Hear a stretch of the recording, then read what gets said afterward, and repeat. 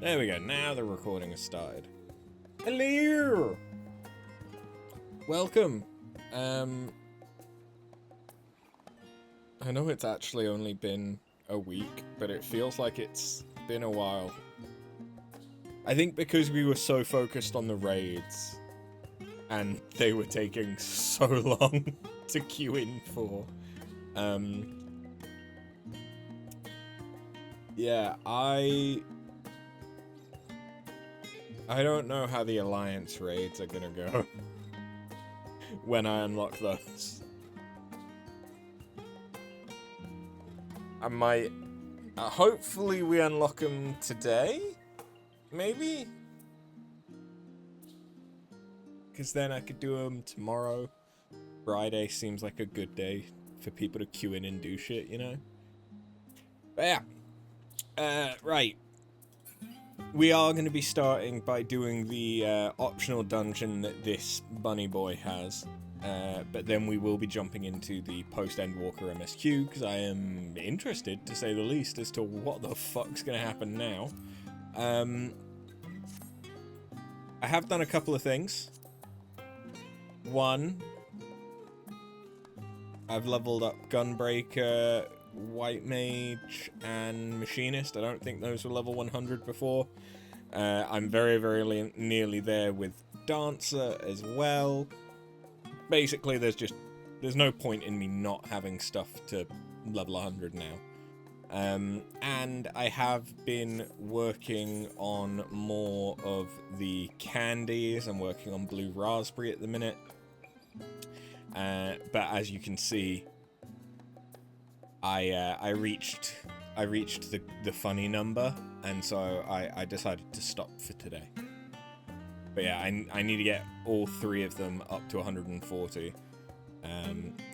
But I have also been working on the Mandeville relics, and we now have Gladiator, Paladin, Warrior, Gunbreaker, and White Mage all finished. And I'm one step in on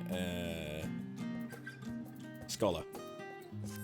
So yeah, that's ticking along nicely as well. And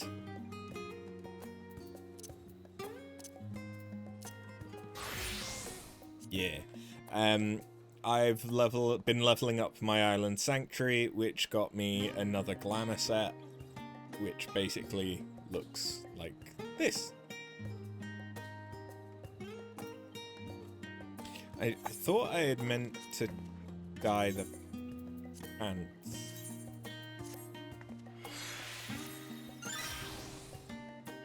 Yeah. Yeah, so we have that as well now.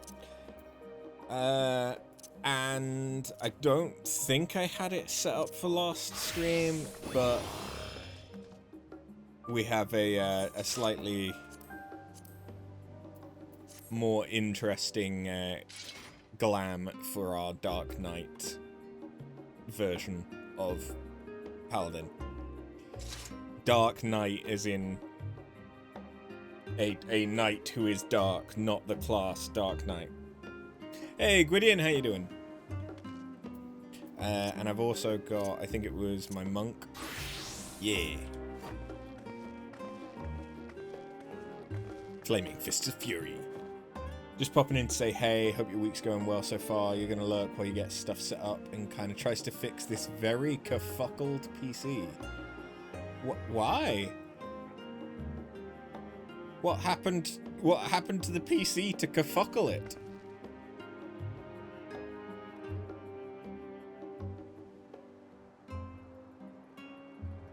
Yeah, no problem. Okay, let's get into this. What do I want to play as? That's a good question. For the sake of speed, let's go Sage. Cutting the cheese. After! Oh, thank goodness you're here! It's absolutely terrible! Awful! An emergency of cataclysmic proportions! What is it? I don't know, actually. They didn't say. But doesn't it sound simply dreadful? What, I do know is Building Waste's been asking after you. He said if I happen to see you, I should tell you to hurry over to Kydona Knolls with all haste. Well, what are you standing around here for? Away with you! He tried to sort out his SSD, which had a partition from when you upgraded it. You did it at like midnight. You did this at like midnight last night, and it did not go great. He's been trying to fix it this evening. The PC started booting and immediately had an identity crisis. It now thinks it's yours. Right.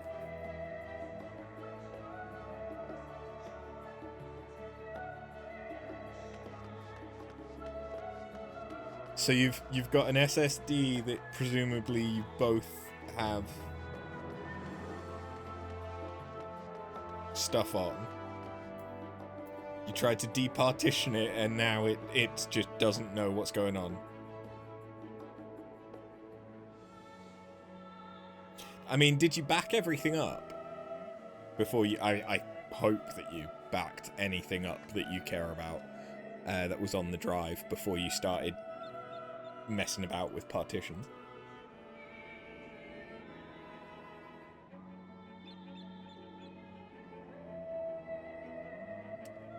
He did not.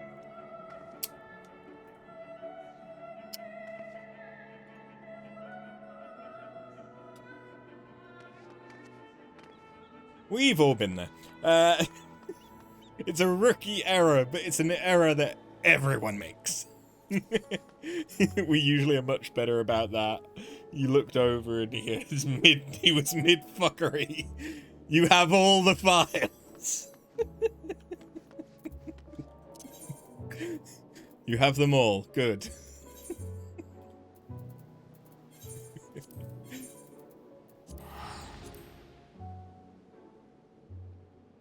Because if you had all the files backed up, I'd say just wipe the drive, and it's just not showing the SSD as bootable. Right. And I presume the SSD was your boot drive, in which case wiping it isn't as easy, I suppose. I think, am I on all SSDs now? Let me check. Yeah, I am. I have 3 SSDs at the minute. One which is basically just a boot drive, one which is for all my games, and one which is for all my footage. And so it goes from 250 gig boot drive, because it's literally just for booting and for programs, a terabyte for video games, and then 2 terabytes for video. Yet the games in the video one are pretty fucking full. That may be what you end up doing, but a clean Windows install wants the activation code, which we somehow bypassed upon initial install. You think it's because it was a clone of your old laptop's Windows. Yeah, Windows, well, and any paid-for operating system, can be a little odd around the licensing.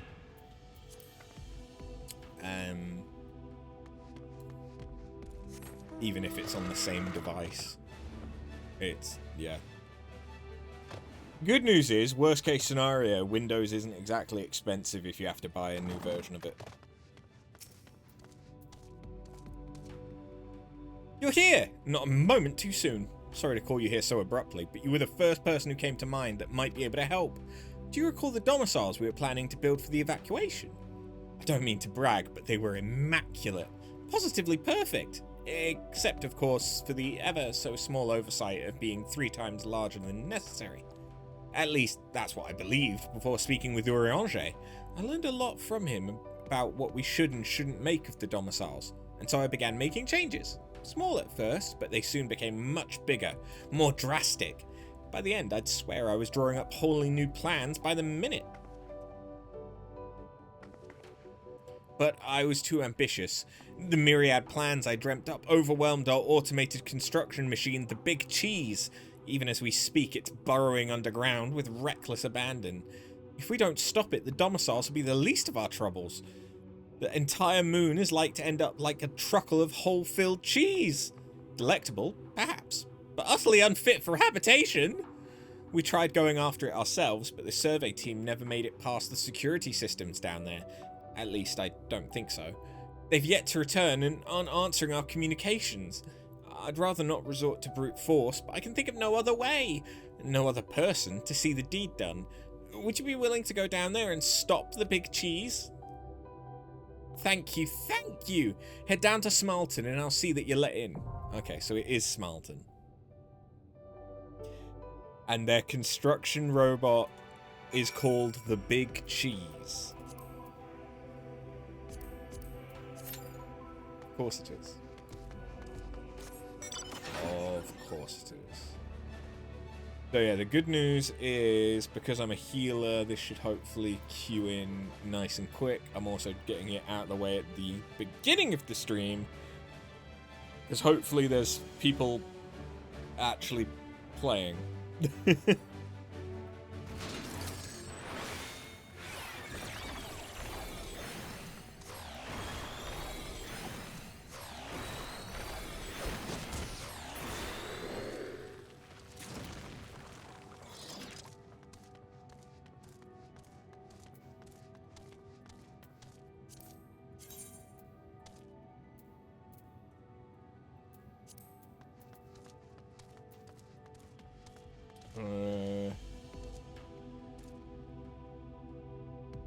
Brain.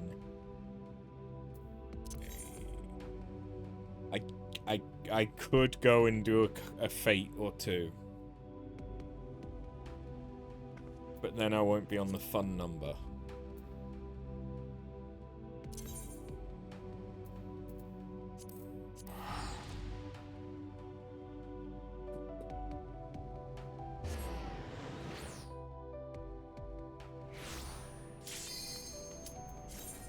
Yep, as soon as you plan to do something else, that's when it happens.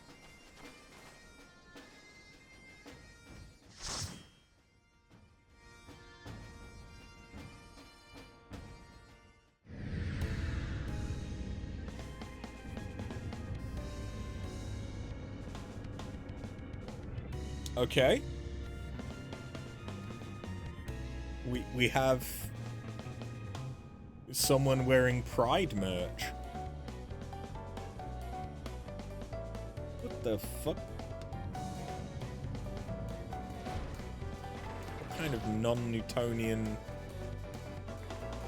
architecture is this?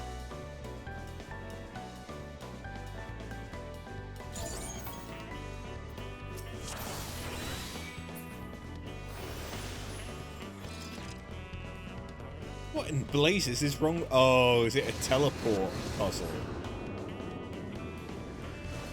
Yeah, it is.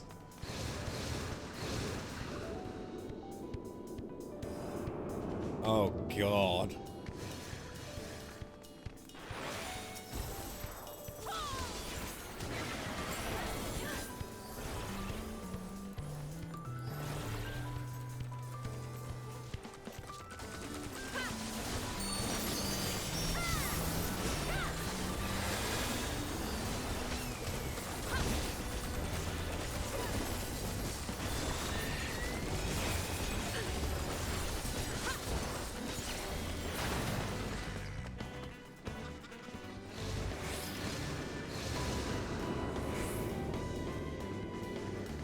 You didn't enjoy this dungeon.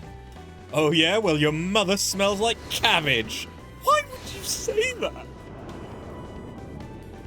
Your mother was a hamster, and your father smelt of elderberries.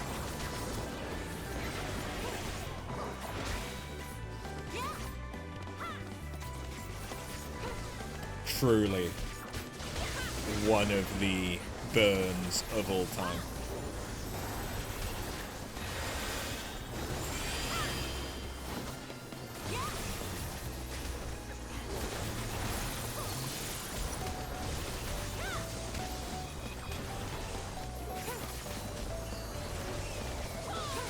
Honestly, the architecture is kind of giving Kingdom Hearts.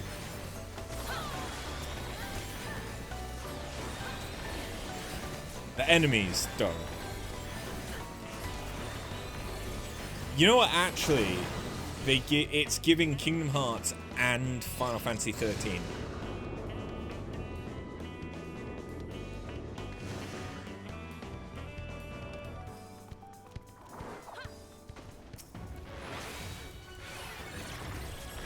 I like how the bosses just face.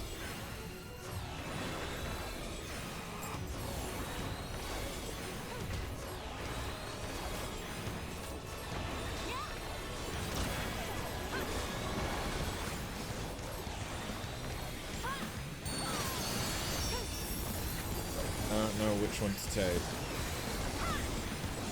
Oh, don't get hit by Smiley Face. I want to get hit by the other one. Yeah, okay. Now I understand. Get off my lawn!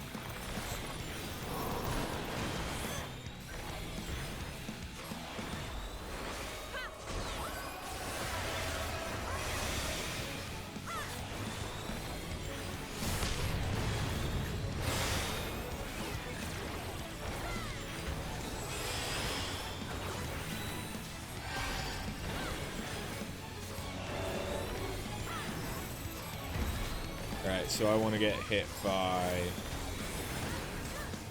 a happy face. Why? Why? No. Batinga! I don't know what you did. But thank you for the money. That threw my computer into a massive lag spike. Jesus Christ.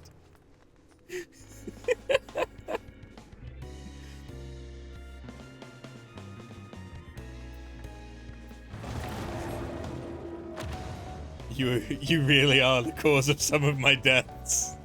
Potentially. Like, I've got some more plugins. Okay, couple of things. One, I probably need to reboot and normalize my system. Two, I have had some issues with Final Fantasy crashing.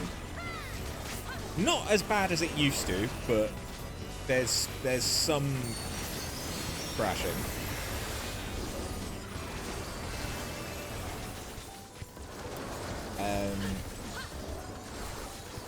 And I am now using plugins, or more plugins, on OBS.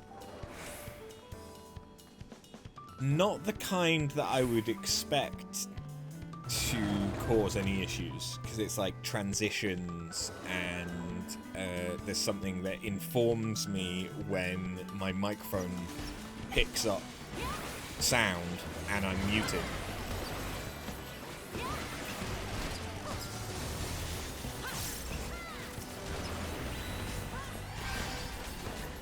But yeah, there might be something going on there that is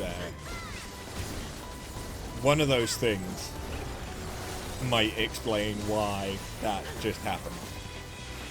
I honestly thought that my computer had crashed.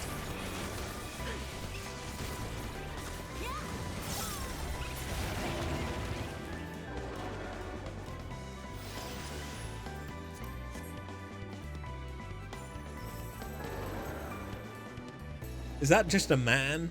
No, it's a frame worker.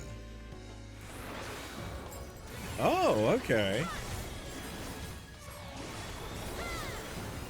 I actually don't hate the way that looks, but why did they just make a man?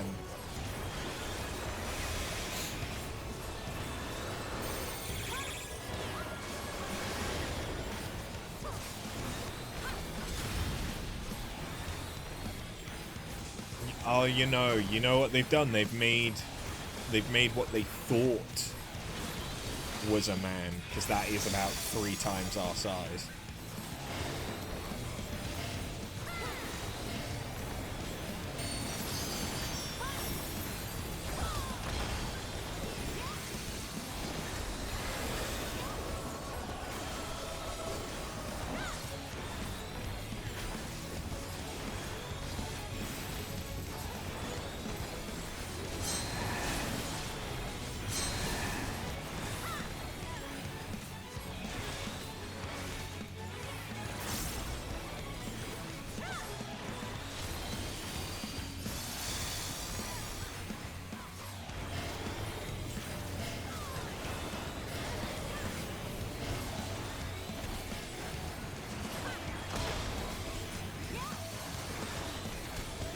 so far there hasn't been anything too crazy.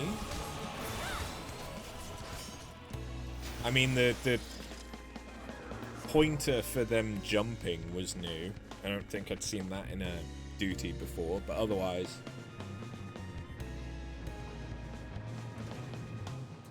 This is a very pretty and interesting looking, but otherwise standard dungeon.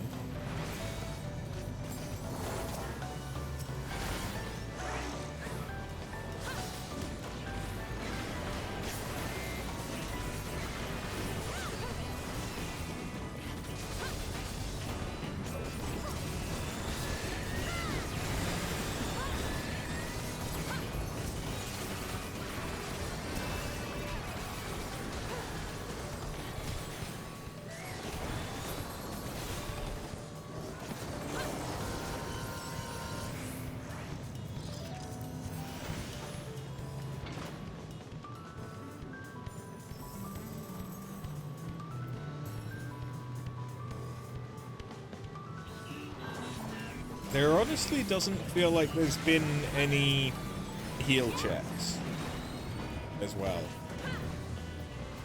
And I know that that is a complaint. Okay. That is a complaint that some people have had about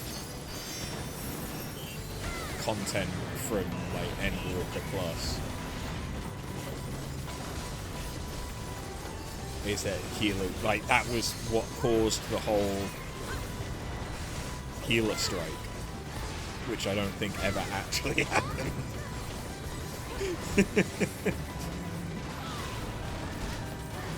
At least I don't think it really happened in EU. It may have happened on other servers.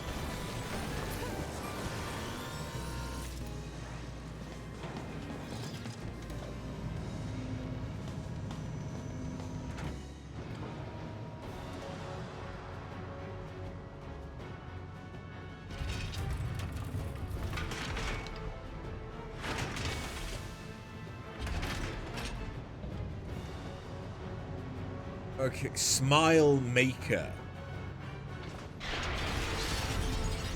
Okay. It's gone crazy. Cool. Let's murder it.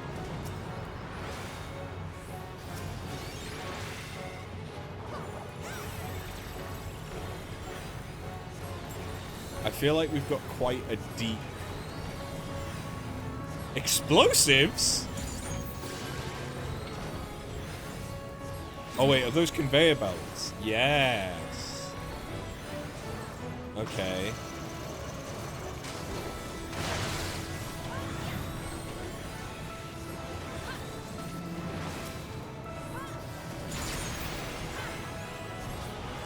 Guess time to play some Animal Crossing while you wait for a possible solution.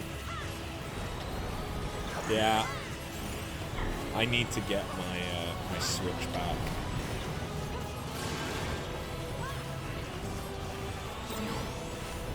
I'm gonna want it because in about a month it's my brother's wedding, so I'm gonna be going down south to go to his wedding, and I'll want something to do and play whilst I'm there.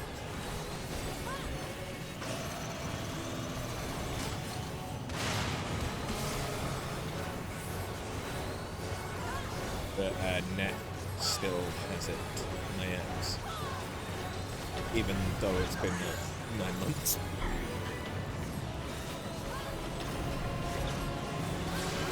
All because she wanted stuff off of my island.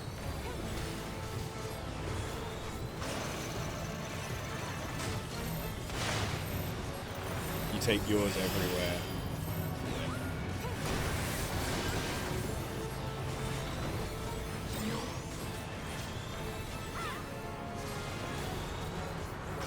I'm interested in a Switch 2, but only once there's more games that I care about, like, because they're just... Yeah, motherfucker. There just isn't. At the minute.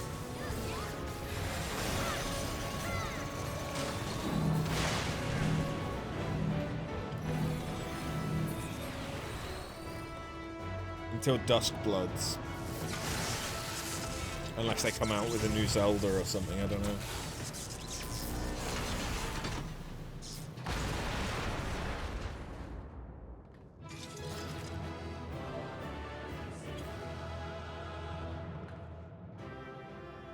That was...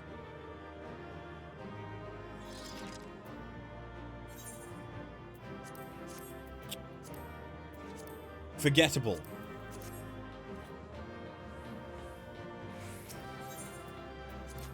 To be honest. It wasn't a terrible dungeon.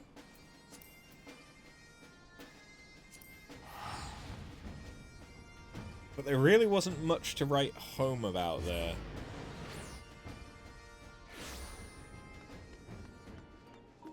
I'm in the wrong place.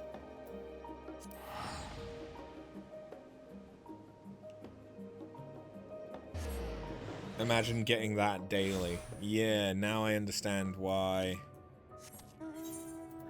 people might complain about Smalton.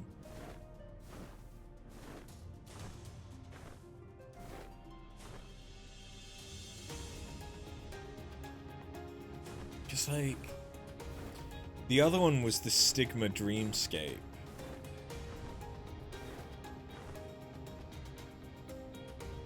Which, you know, there was stuff going on with that, and fighting Omega again was kind of interesting. Pagelthan.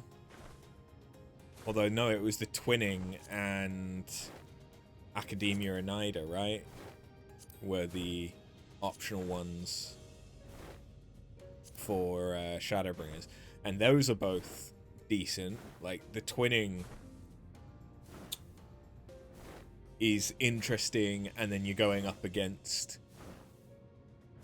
like, it's interesting lore-wise, and you're going up against a version of Alexander, the Academia Oneida.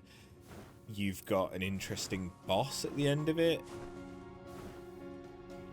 if I remember rightly, and you've got all the stuff going on about the Ancients. That seemed very forgettable in comparison. You're back! What happened to the big cheese? It's gone? I suppose that's a mite better than the alternative. And you say the survey team's safe? Oh, thank heavens. Smalton was meant to be a paradise, and the big cheese, its architect. It was designed to learn what it is that makes people happy, and make manifest whatever we could dream up, no matter how seemingly impossible. But I've been unduly fickle, every new plan contradicting the last. I fear my indecisiveness overloaded the big cheese, and it lost sight of what true happiness is. All I wanted was to make the people of Aetheris happy, and look upon their smiling faces. You still can. Just take your time, think things through, and all will be well. Have you considered visiting residential areas on Aetheris for inspiration? Now that's a good idea. Now there's an idea. I mean, sure, Urianger's been incredibly helpful with this advice. Actually seeing how people live would surely be more informative than simply hearing about it. And now that the final days have been averted, there's no longer a need to rush. I'll be sure to bear that in mind so nothing like this happens again. Perhaps I'll start with something simple, like furniture. Oh, and I can design a new automated system to build them. I'll call it the bigger cheese!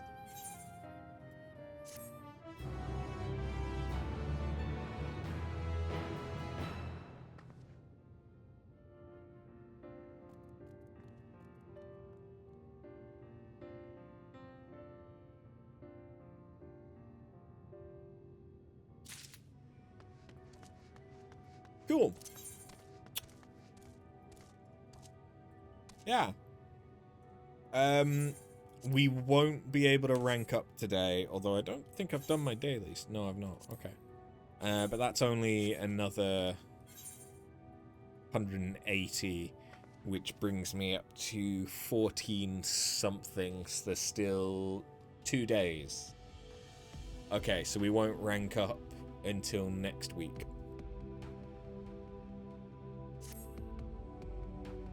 Assuming that both Saturday and Sunday are taken up by Night Rain, because they probably will be with the amount of remembrance stuff I need to do. Right, we need to go Mordona.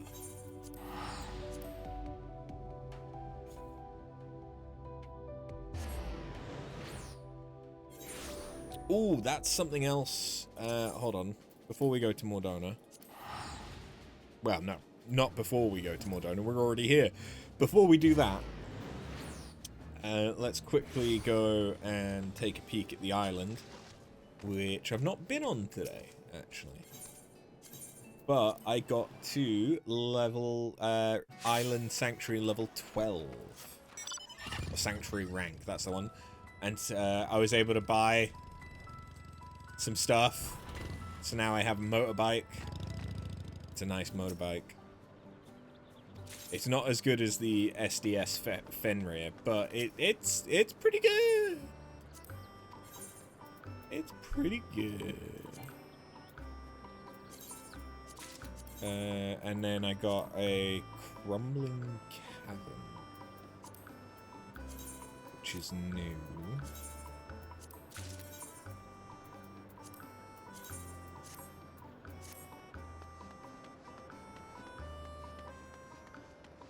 Yeah, so I got a fair bit of stuff going on here, which is all very good.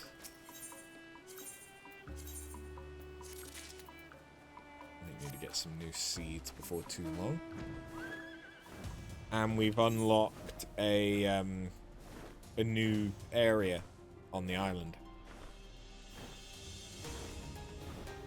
We can now go inside the mountain,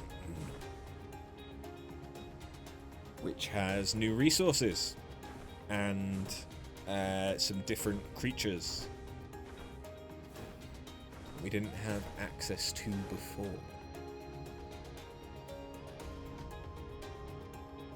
But I think this is mostly the most important thing that happened. There are cutscenes for when it gives you a new glamour set, but honestly they're not, like, they're not bad, but they're not amazing. Yes, so there's Spriggans in here. There's probably a rare or unique that spawns in here as well. Probably a type of Spriggan, now that I think about it. But yeah.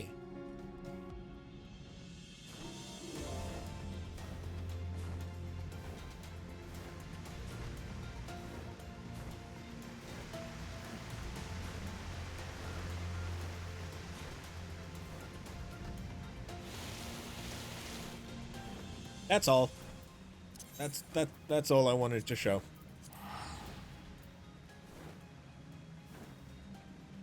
I can get an alligator mount, which is the next one that I can potentially buy, but I think it's like 35,000 calories.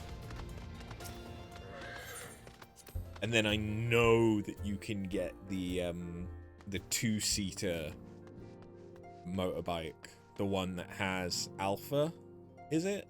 No, not that one. There's another one. The alpha one, I think, is cash shop.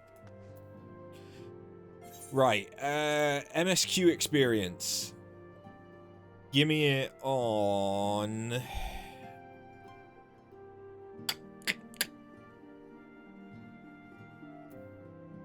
You know what I've not played in a while? I've not played Monk. I mean, there's partly a reason for that, but I also don't hate the glam that we've got going on for Monk, so... Ooh! Totaro, are you going to give us some new clothes? Is it clothes time? After, how lovely to see you. If you're not in too much of a rush, I was about to make a pot of tea. Would you like a cup? Take a seat then, and I'll find us something to nibble on as well.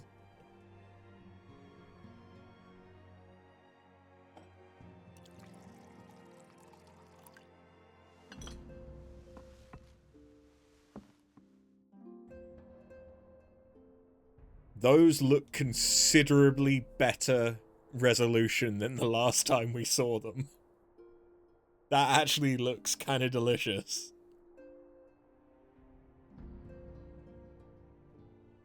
It's so much quieter these days without everyone around. Voices! Don't mind me, Not just that I'm pining for your sparkling return, in the you corner. understand. I have my sources, and I know that each and every one of you is doing well and keeping busy with your endeavors. Meanwhile, I'm left with a surplus of free time and the question of how to make the most of it. What about you? Any plans for the immediate future? Taking a holiday to Turali, or wherever it is. I'm still mulling it over.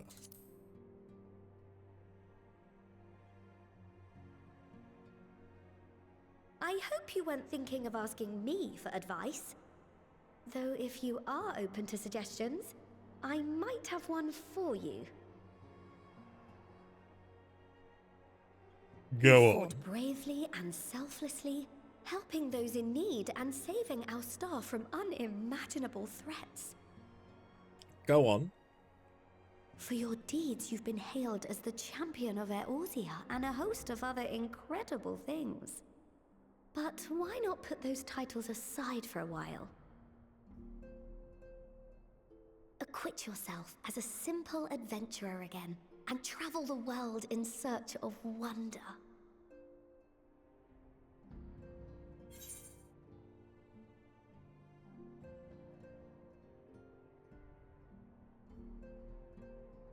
Is that not kind of what we always do?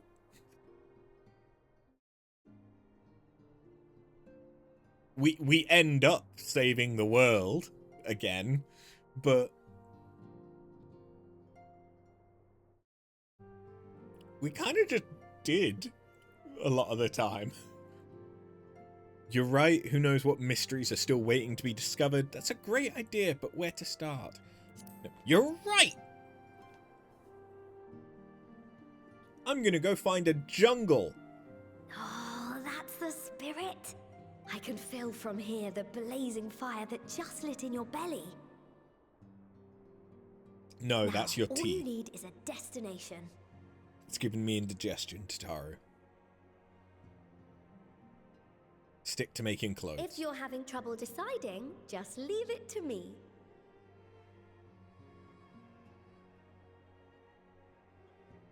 Thavnair. That's where you should go next. I doubt you were able to squeeze in a proper tour of Radzat the last time you were there. What with the burning skies and rampaging monsters and so forth. And I'm sure Vritra would be pleased to see you. It's not a Then bad there's shout. the bounty itself.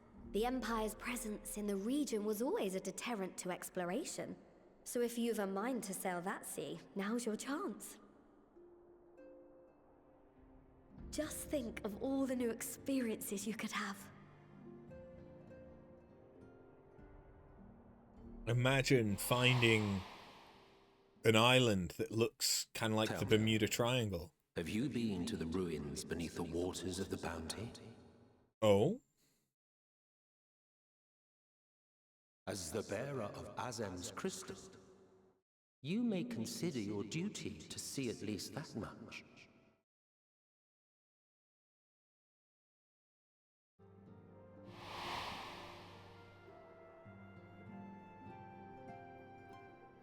I mean, I can... Oh, Jesus I know Christ, the that size of that That's an macaroon! adventurer ready to take on the world. No, macaron, not macaroon. It looked like it was the In side of anticipation Tataru's of an head. occasion like this, I was planning to gift you a new set of traveling clothes, but it's still a work in progress.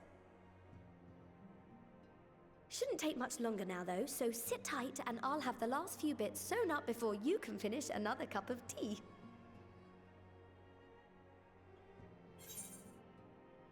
Make sure it has pockets.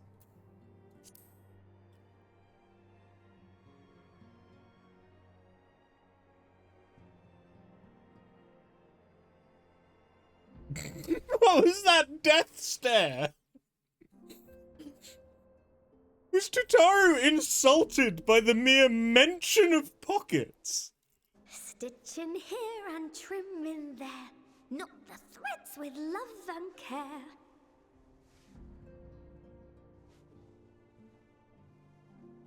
Just a little more to go.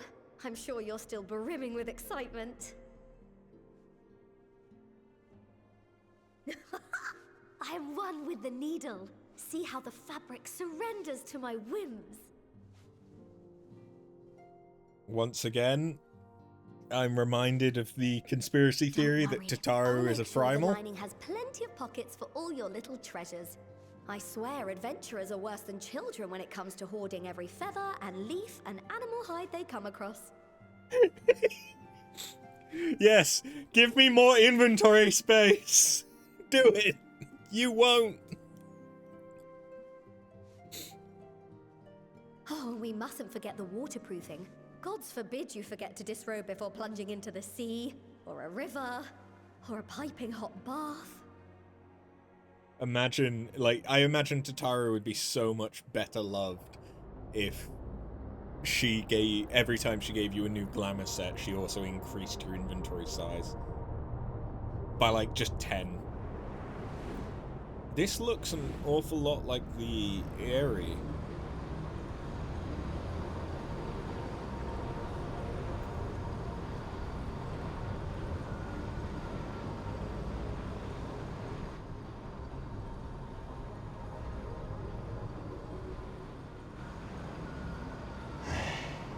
And thus I am returned.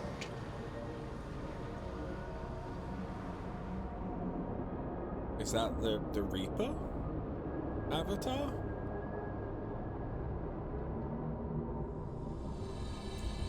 Newfound adventure. I mean, I saw a scythe. So that could be perhaps not our avatar, but linked to Xenos? Ah, you're awake.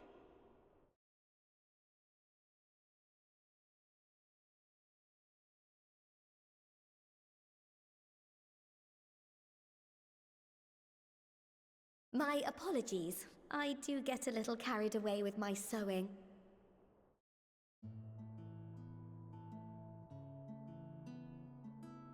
You seem awfully cheerful. Pleasant dream? Or are you just looking forward to the next chapter of your grand saga? Either way, I promise to provide you with new apparel, and so I shall. If you'll accompany me to the Diamond Forge, we can put the finishing touches on your outfit. Shall we?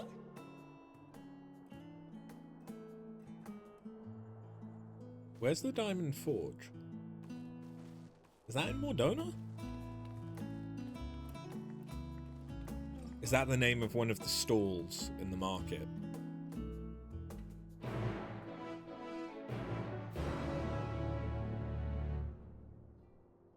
I legitimately don't know. I've repressed a lot of Mordona after doing so many things for the Aram Reborn relic.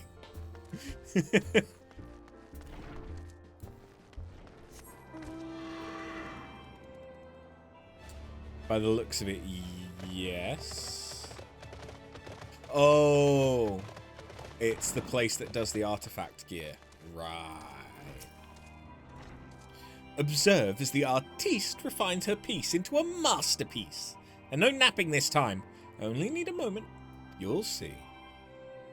You'll all see. A little more room in the shoulders. Open up the cuffs. A final adjustment to the hem. And voila! All done. Let's see how it looks on the mannequin. That's right.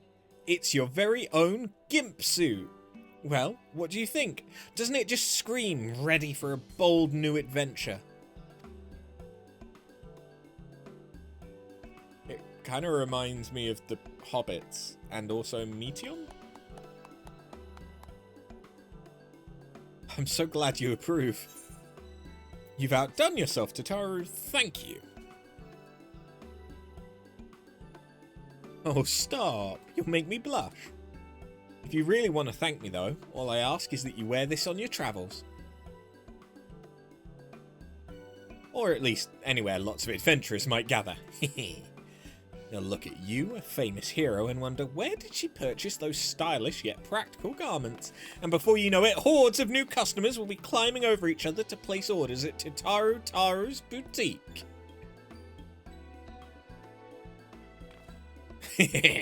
I can hear it now, the merry clink clink of gill overflowing from my coffers. Sweet music to my ears.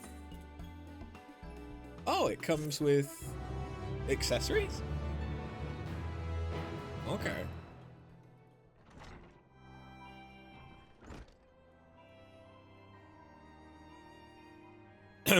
Burgeoning merchant empires aside, you must be excited to start a fresh chapter of your life. New places to go, new people to meet. I often wonder how you remember all your experiences and exploits without taking at least a few notes. Ooh, maybe you should start doing just that. You never know when some odd past detail might become relevant. Or if one day you'll take a blow to the head and forget the better part of the past decade. Something to keep in mind in any case. It's not a bad idea. The Unending Codex. Okay.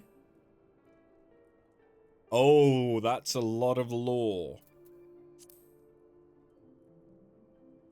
That's a whole lot of words. Too bad I'm not reading them. New entries for prominent terms and characters will be added as you progress through the MSQ. I do like having extra lore, but the amount of extra reading that would be for me, I'm sorry, but I'm not going to read those on stream. I'm sure you can find them on the wiki if you're interested.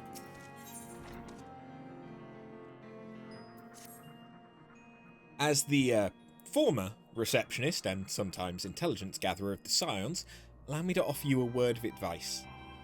Do not expect juicy rumours to simply fall into your lap. Adventurers rely on gossip, and the best place to pick up information are taverns and markets. At present, you only have a broad destination in mind. When you arrive in Thavnair, I suggest you explore your options. It may read... You know what, let me... Because I have constantly been getting this wrong. No, not... Why did it change to methane when I went into pronunciation?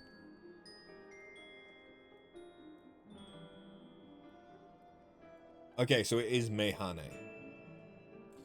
At present, you have only a broad destination in mind. When you arrive in Thavnair, I suggest you explore your options at Mayreed's Mehane, the finest drinking establishment in Razathan. Charm the employees, and they'll not only point you in the direction of the local tale tellers, but also share with you the tricks for loosening their tongues. Now, I really must be getting back to running my boutique. Enjoy the journey, and may fair fortune find you.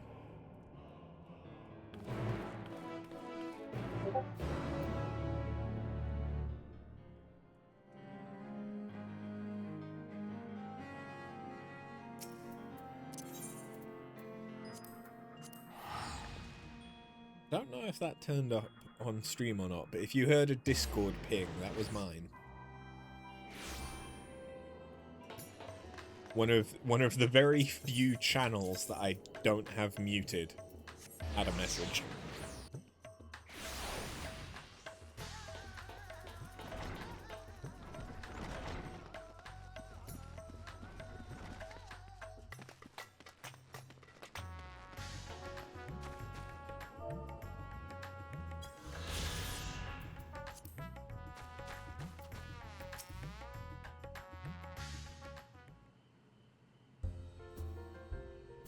Welcome to Mayreed's Mehane.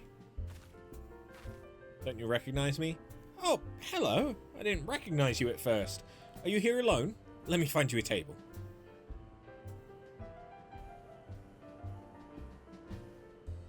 Ruins beneath the bounty?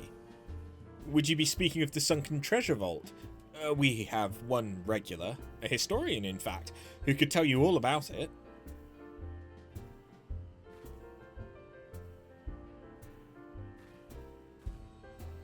Let me guess, is he the one by himself?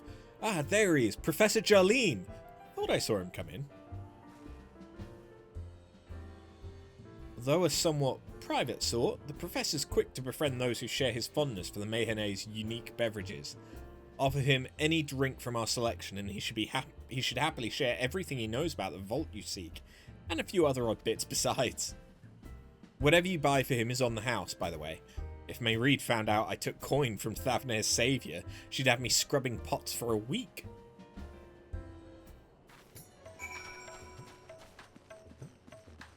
Hey, do you happen to know Jalzan? Yes?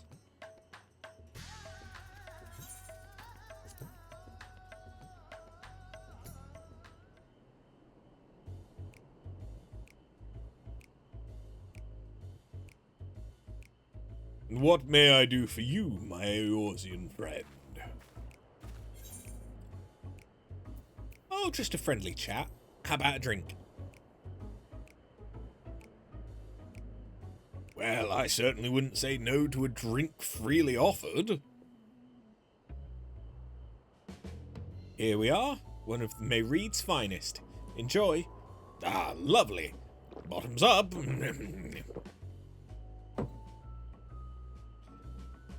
Jarleen empties the cup in a single pull.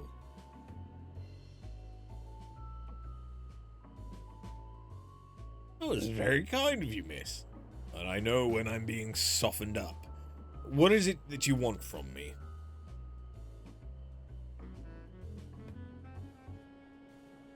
Oh, chasing down that old tale, are you? Does seem to appeal to the adventurous at heart. Now, where to begin? Might I assume you've heard of Al-Zadar? He was Khan of the Ori tribe, which sailed to Thavner from the mainland, and a key figure in the history of Razat Han.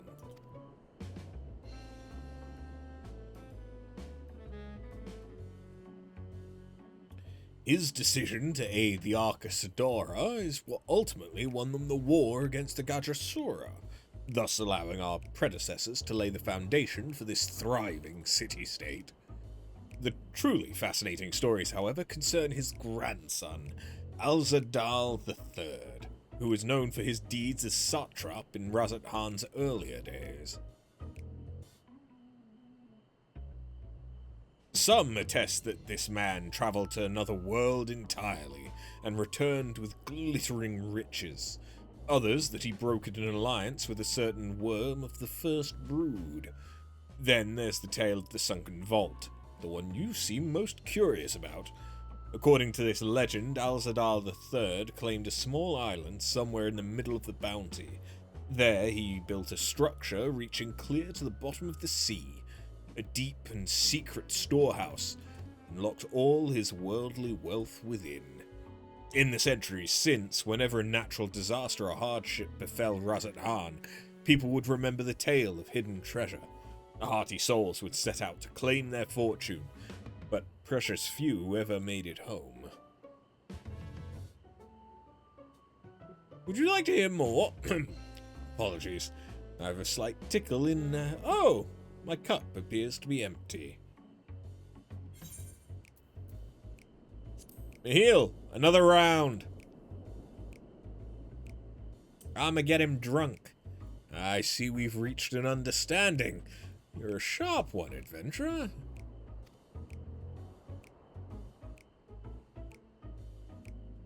Another for the professor. Oh, today was a splendid day to visit the Mehene.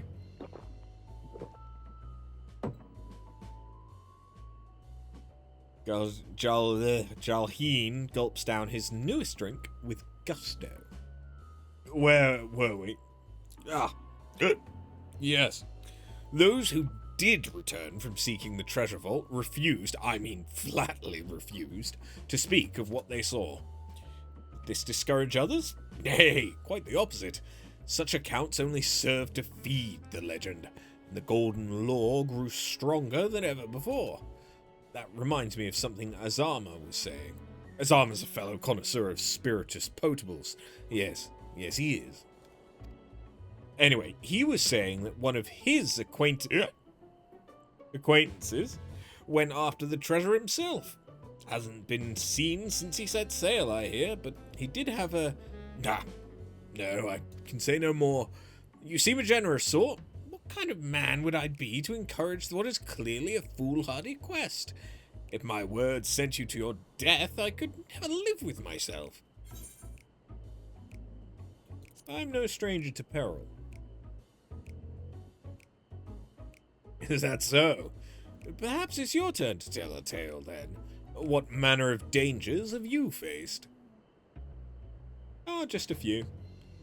The very edge of existence? From anyone else, I'd struggle to believe it, but I recognize you now. You're the hero of the final days.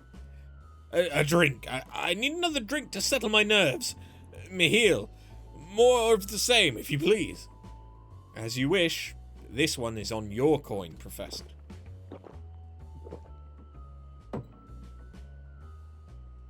Jolene drains yet another cup dry.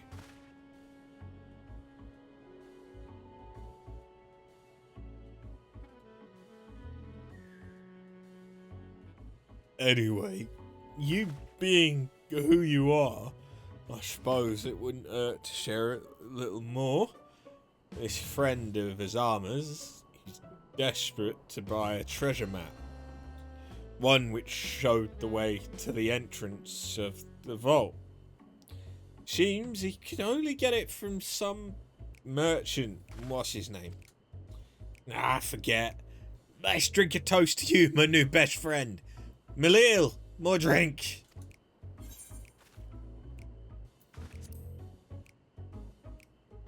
Bring water.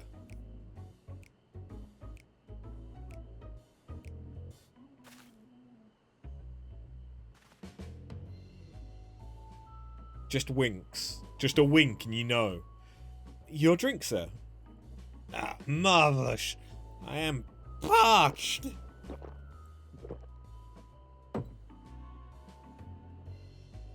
Jolene gulps down the cup of water. What was that? That was water. Did you tell her to bring me water?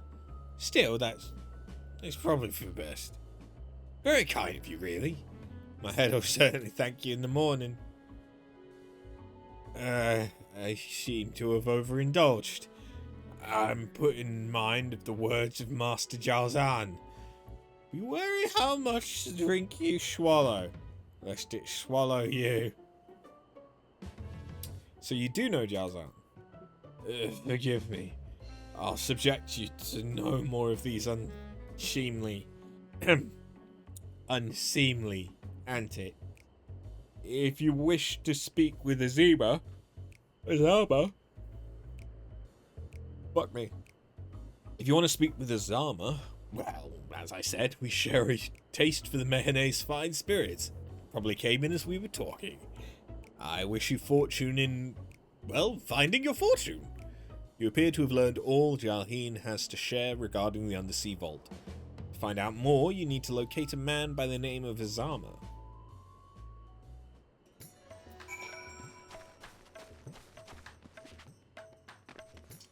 Oh my god, that was so hard. How will I ever know that I found the right person? Yes, I am Azama, and who might you be? I don't know why they're all such, like, well-to-do old British guys, but all true, I'm afraid. My friend took a ship out in search of Alzadal's legacy, and I've been watching for his sails ever since. I tried to dissuade him, of course, but he refused to listen. All he could talk about was finding that vault. And that look in his eyes. I knew it wasn't common gold or jewels he lusted after. He was hunting Alzadal III's otherworldly hoard, and his ambition would not be denied. I see it in you too, that appetite for the mysterious and the unknown.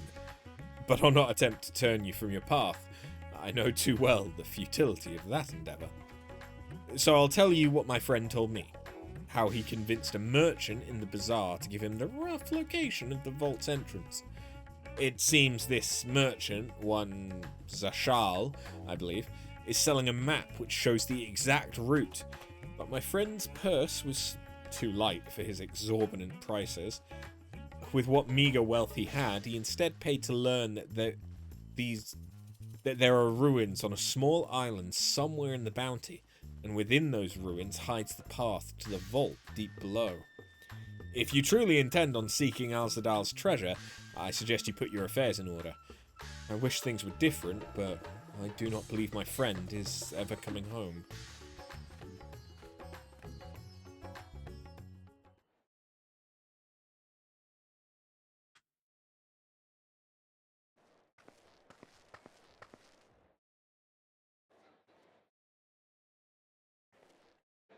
Please, Ashal, please! You must let me have that treasure map!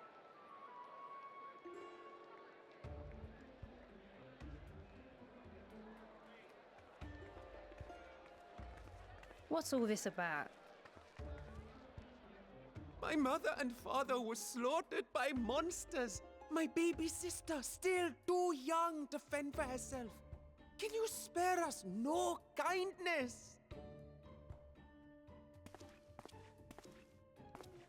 So, you hope to find your fortune? And what? You expect me to surrender my wares for pity's sake? What have you to offer in payment?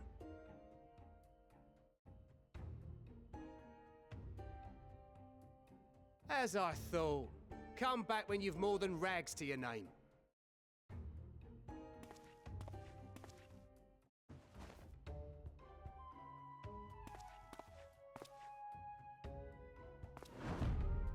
This is no mere treasure map. It is a guide to the vaults of Arzadal III, one of the great satraps of Radzat Han, and a direct descendant of Alzadal Khan. And you A map verified to that? Alzadal's legacy. So he says. A fake, I'd wager. This is no fake. The parchment is marked with an arcane glyph of passage. You may find the ruins hidden in the bounty, but you won't be setting foot inside without this in your possession. Ah, it's a key as well. Trixie. A priceless artifact it is, discovered amongst the rubble in the aftermath of the final days, and lovingly restored by yours truly. This map is the key to fabulous riches, and I'll be the king of fools to simply give it away. Be It's a glad fair I am point. no such king boy. Your scrawny-eyed would never return with that treasure alive.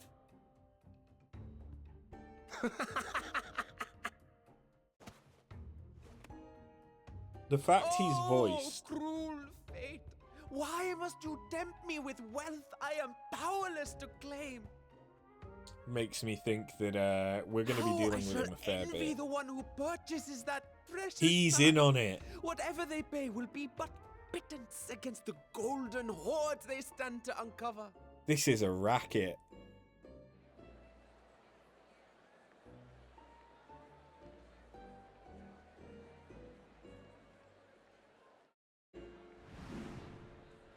Stinian?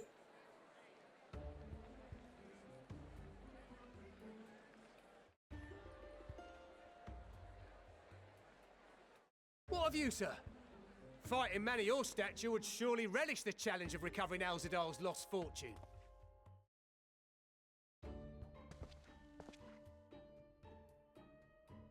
Go on, Fortune, Estinian. you say? We can do it together. Just the two of us. If I had but the strength to seize that treasure, my starving sister would never want for food. But what happens to her in the meantime?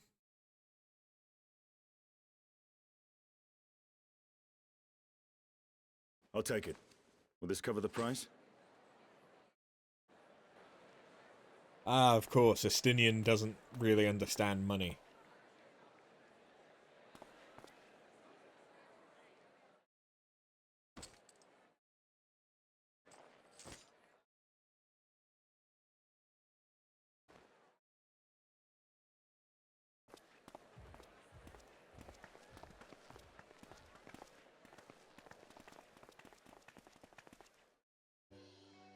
Well met, my friend.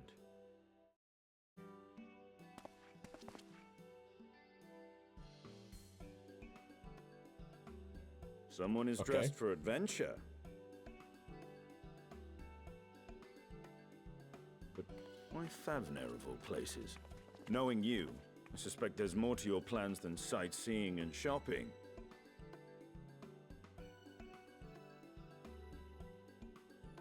Ruins beneath the bounty. Curious. And here I've acquired a map to just such a site.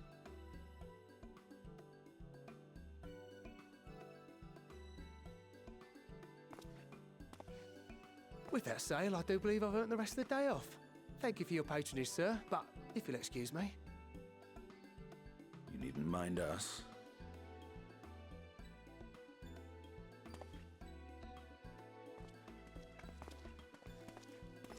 And now I've fleeced one of the heroes of the final days. Pray the sisters were looking elsewhere.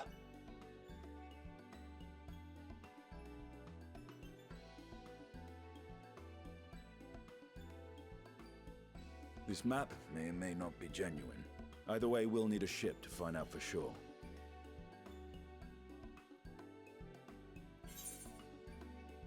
I never took you for a treasure hunter.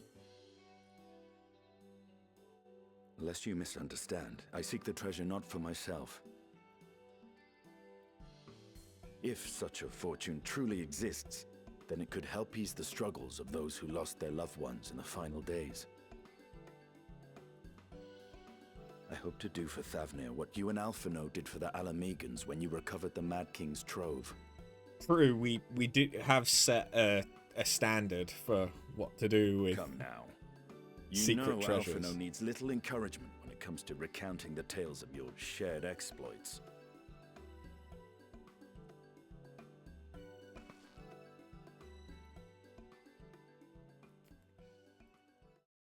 Speaking of precocious lads, that boy in the bazaar was clearly an accomplice of the merchant.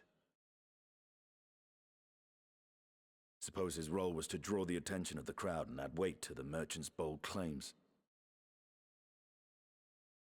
Transparent act for the most part.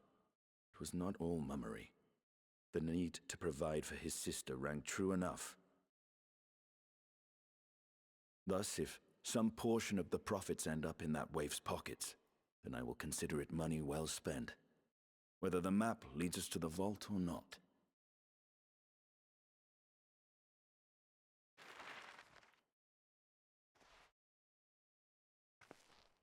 You are coming along, yes? I've no reason not to. Naturally.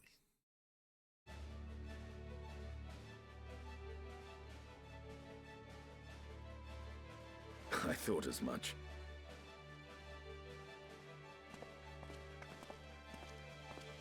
Now, let's see about securing a vessel. Mm-hmm.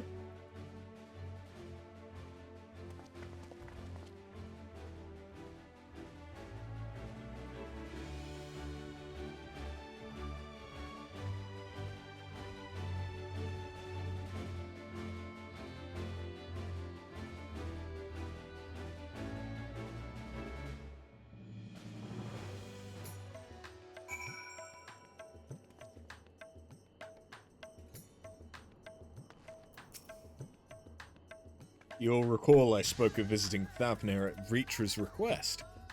Well, he finally invited me to a feast, and made his proposal once I was too full of harnished delights to refuse.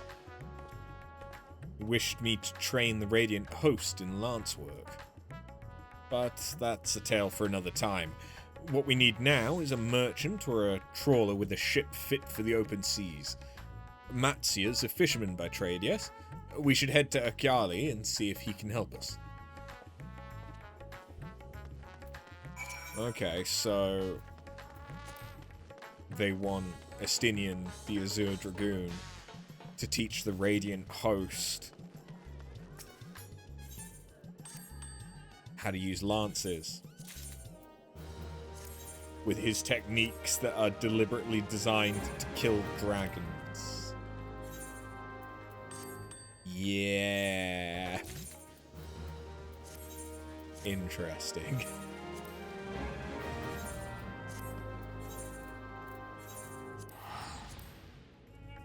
Oh god, I'm yawny fuck.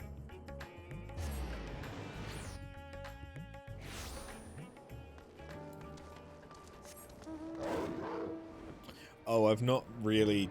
Well, no, I haven't done any more Shared Fates. Garlemald is next. Ugh. I'm doing so many fates for the memory candies.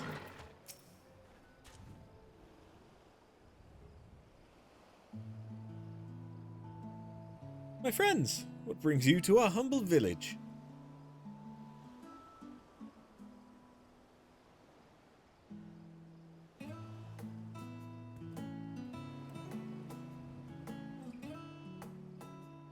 So, you need a seaworthy vessel to seek these ruins. Considering it was your deeds which allowed us to return to fishing, I should think everyone would be glad for a chance to repay the favor. Wait here, and I'll have a boat stocked and ready for you in no time at all.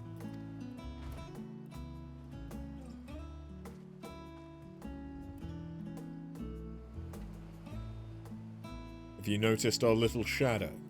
He's been following us since we left the city.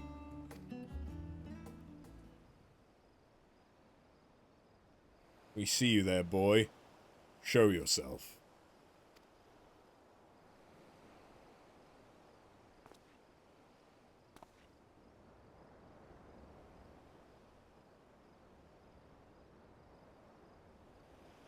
Ah, it is you. Do you know how far out of our way we walked that you'd not cross paths with some wild beast? I'm sorry, sir, but aren't you the heroes who saved Thavnir? You are. I know you are. And I've gone and cheated you. I work with the Shal, you see, the map merchant. It's my job to play the pleading orphan and convince the crowd his wares are worth the price he asks. I'm ashamed of what I've done and beg for your forgiveness. If not for you, my sister and I would never have... Well, we'd be... Enough. I know your game and I paid the price willingly. A fortunate purchase, as it turns out, for my friend here was seeking those very ruins. You're kind to overlook the wrong I've done to you, but there's more you need to know. The map you bought is very real, as is the island it shows. I overheard Zashal selling the information to another customer. He told the man where he needed to search, about the ruins, about the vault, about everything. Then the man sailed out to find his fortune, never to return. You can't go alone to that place. You should have more friends with you, maybe even a whole army. I do not doubt the ruins hold danger, but I assure you, between the two of us, there's little we cannot overcome. Please, I can't bear the thought of...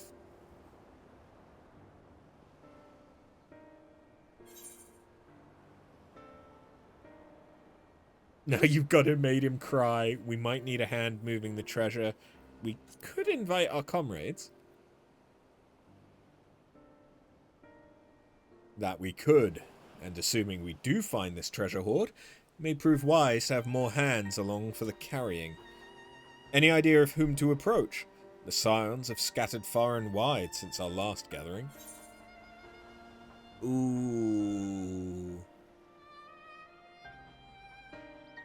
I do feel like Thancred and Urianger would enjoy it. Thancred for being like the swashbuckler pirate, and Urianger would enjoy the history. Alphino and Alizé, I mean, Alphino's always going to enjoy time with Estinian. Graha would love to just go on any kind of adventure with us. Kryl, I don't know if she'd be interested. Yestola, if there was anything to do with magic, she'd be interested.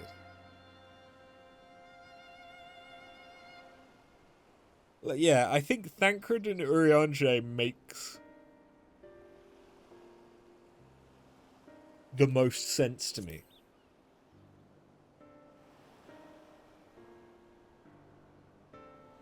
Thancred and Urianger, eh? Those two would answer our call, certainly, but they left the Rising Stones with a definite task in mind, and I'm loath to interrupt their self-appointed mission. Alphino and Alizé, then? Little Lord Alphino and his sister. Were they not bound for Garlemald? They have far more important matters to attend to than delving for trinkets. But Graha and Kryl went to Sharlayan, didn't they? Aye, Kryl may have her hands full rebuilding the students, but if you reach out to Graha, he'd surely leap at the invitation. Will that set your mind at ease? Yes, if that man is as strong as you. Is he, though? Strong, I mean. Okay, so we're getting Graha. What is your name, boy? Mirand, sir. Well, Mirand, your life is yours to live as you will, but I suggest you find a more honest trade if you truly wish to keep your sister safe. I'm not proud of what I do. What choice do I have? We need to eat, and everyone's too busy rebuilding their own lives to bother with two grubby orphans. Wait, boy. I didn't take this roundabout road just to see you end in some creature's belly. Let me walk you back to the city gates. Thank you, sir. Call me Astinian. Call me Ishmael.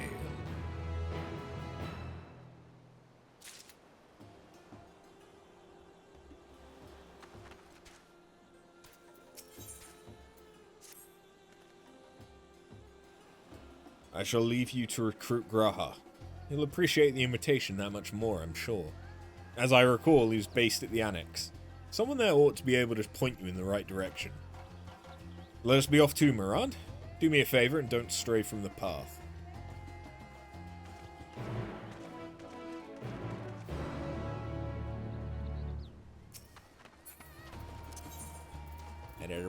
Ah.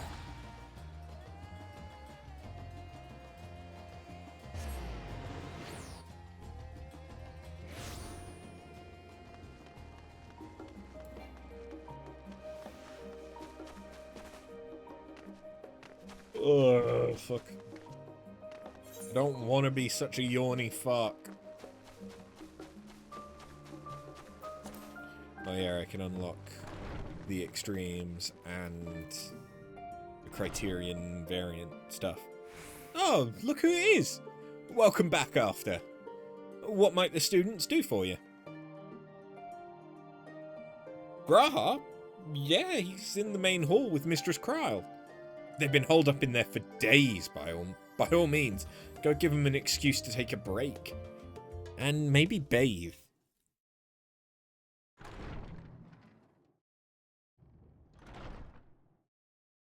We all know that Graha is a stinky, stinky boy when he gets excited about something.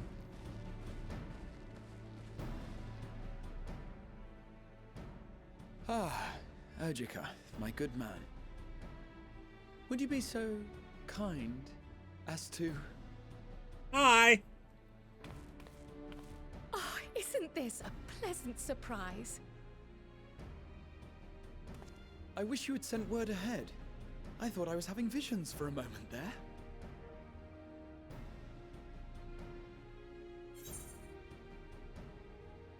What are the two of you working on? How is the restoration of the students coming along? Slow and steady. Raha and I have been compiling old records of the students' activities. Ah. We located several accounts in the archives of Numenon and added them to the collection we recovered from the Isle of Vow. And judging by the progress we've made thus far, sorting this pile will keep us occupied for days to come. But what brings you to the Annex, my friend? Surely you haven't come all this way just to watch us shuffle dusty papers around?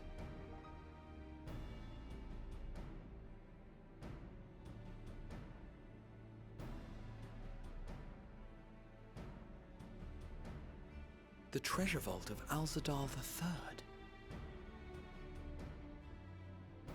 And you're looking for companions to join you on this expedition. Quite so. I would dearly love to accompany you, of course, but I'm afraid I'm committed to another task. On the subject of which, I had hoped to ask for your assistance.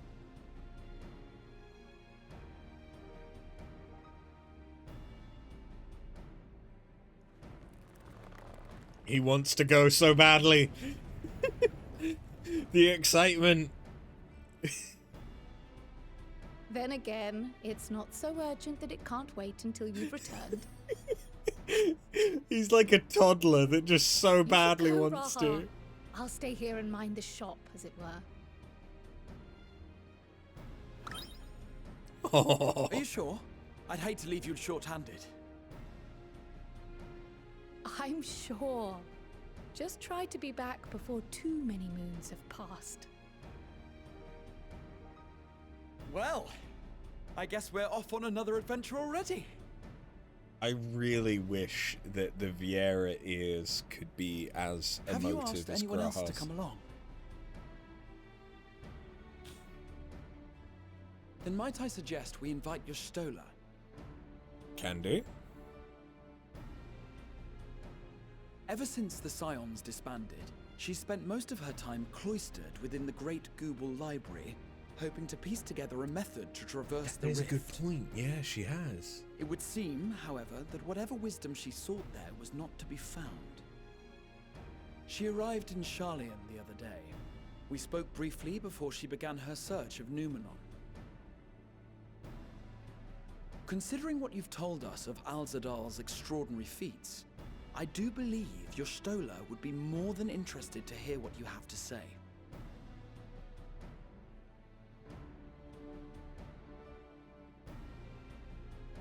Splendid! Then let us head to the archives at once. Wait, before you go. I have another potential member to volunteer, if you've room to spare. Urianger. He sent the students a request for materials, you see. Treatises on the architecture of treasure vaults and the like. Oh.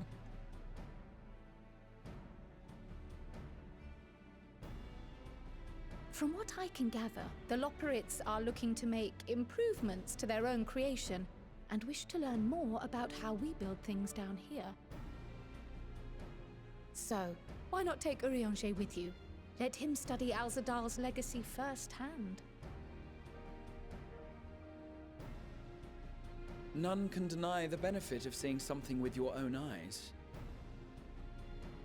If our expedition leader has no objections, I say we extend Urianger an invitation once we've spoken with your Stola. Works for me.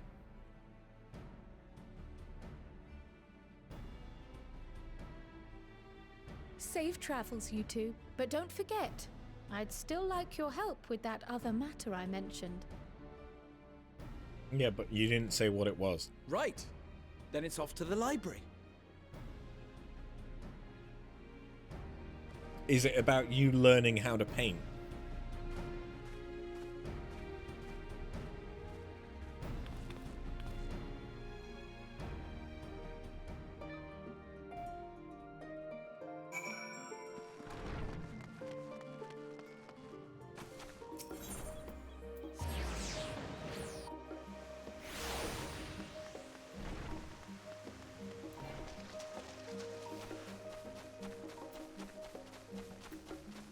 Hey, Pudding Way.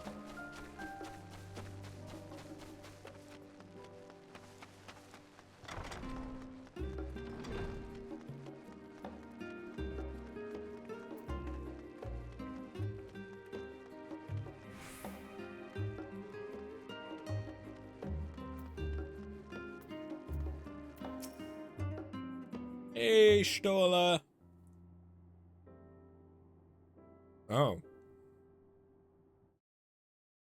Sleepy Kitty. That's a lot of fucking books. Don't blame her for falling asleep.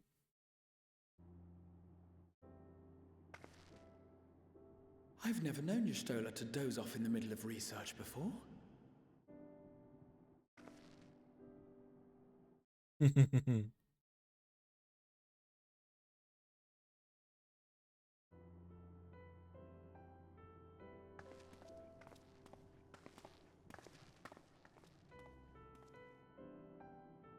That's cute.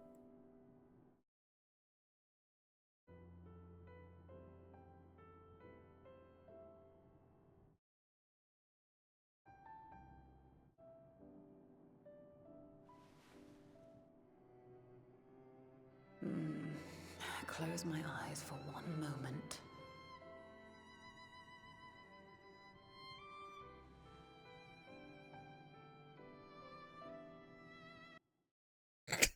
The cut. The cut. Oh.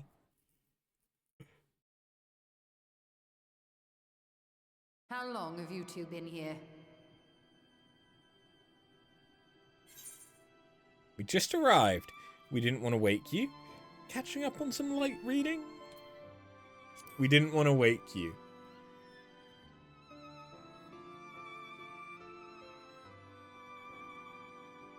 Nor did I want to fall asleep.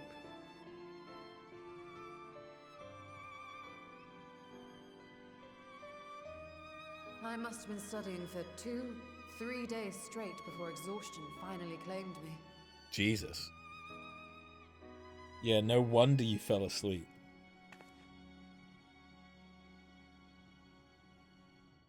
As you know, I've been researching ways to travel from the source to one of its reflections. Well, looking for hints at least. I don't expect to find a simple set of instructions tucked away in some dark corner of the library. Would be nice though, wouldn't it?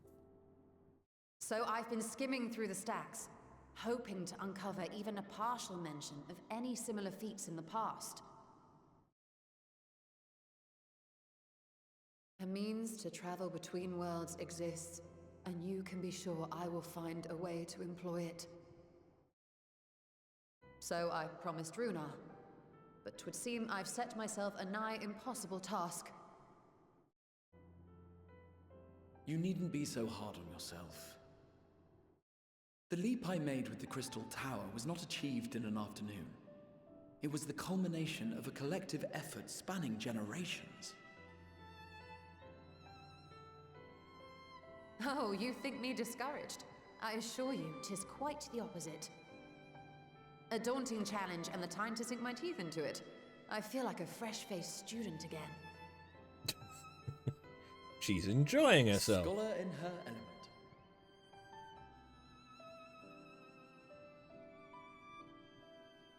Indeed. Was there something else you wish to ask of me? Want to come with us? Al-Zadal is no minor figure in Harnish history, and much is known about his family. But this is the first I've heard of a descendant surviving a trip to another world. If those tales are true, then he may have left behind some clue as to how it was accomplished.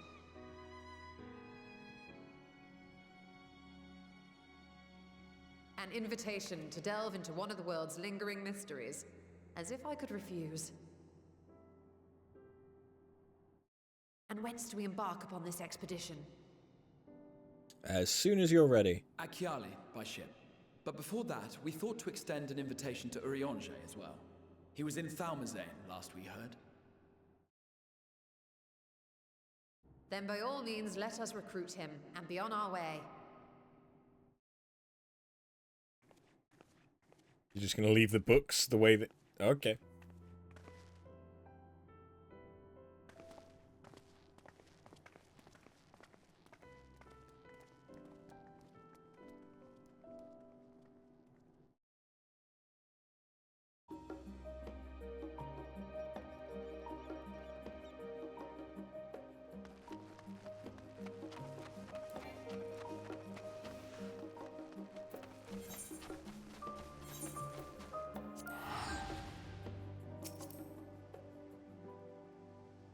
Oh, it's running.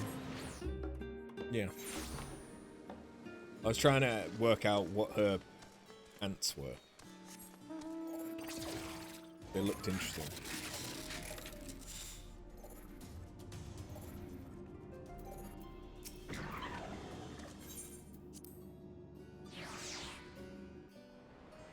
Rani is quite well known on Phantom because she does blind min eye level savages and has been working her way through every savage.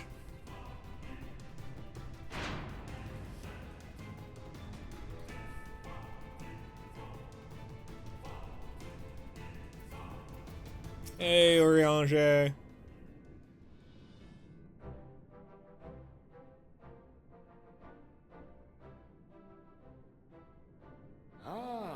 Our illustrious champion. Cloaked in the mantle of the common explorer, fame set aside in thy pursuit of simple adventure. I am told a new expedition is in the offing.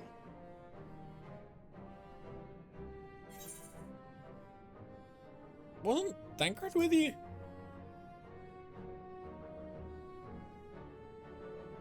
He left to attend to some personal errand, but should be returning ere long.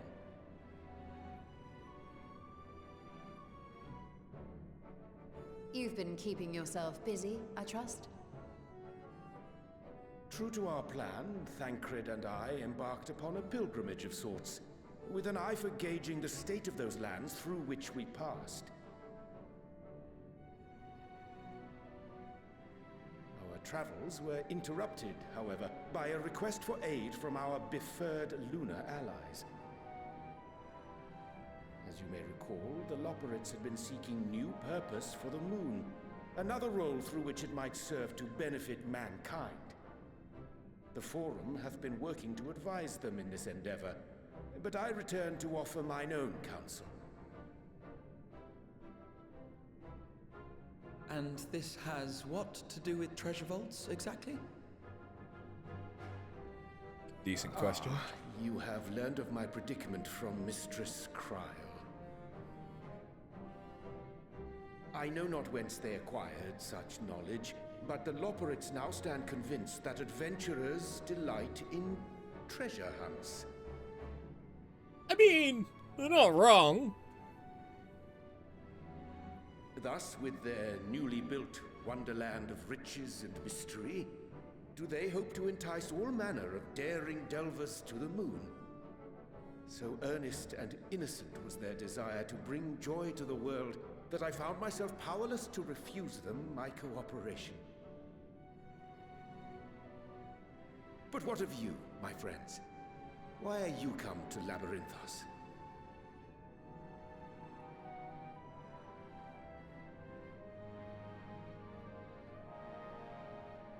Fascinating. This is indeed a most fortuitous opportunity. I should be honored to accept thine invitation.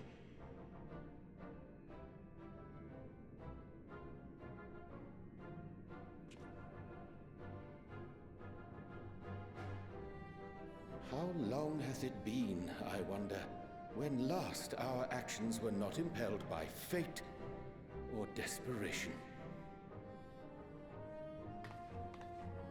Aye. Though I cherish the Scion's accomplishments, 'tis pleasant to not have the weight of the world upon our shoulders for a change. Counting Istinian, we number 5 now, yes? Without knowing what traps or perils await unwary feet, we may be wise to refrain from recruiting others. I agree. Between us, we should have the skills to handle whatever situation may arise. Shall we be on our way? What, no time to spare a word for the grizzled Thancred! old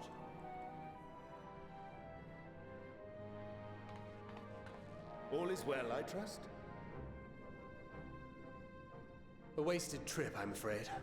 I'd hoped to catch up with a former mentor while you parleyed with the rabbits, but it seems our paths were not to cross. Oh, you mean the guy from Bosnia?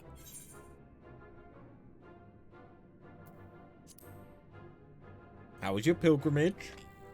Tell me all about it. Having an astrologian beside you on the road is surprisingly convenient. And it doesn't hurt that he's making strides with his light-hearted banter.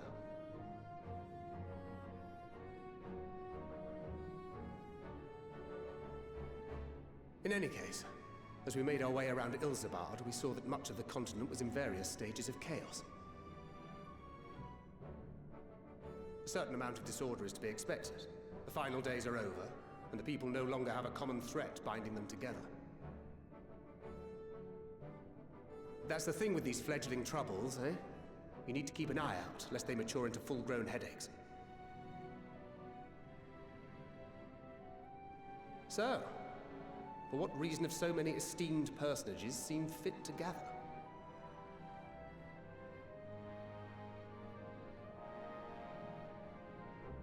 Beneath the waters of the Bounty, you say? I see you've already stolen away my traveling partner with the promise of unexplored ruins and scholarly glory. Maybe. Nay, 'tis not for mine own indulgence, but rather the fulfillment of my commitment to the Loporrits.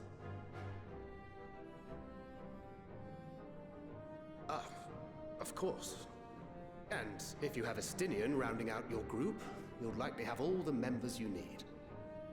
I mean, we don't have a tank. Feeling left out? I could put in a good word for you, if you like.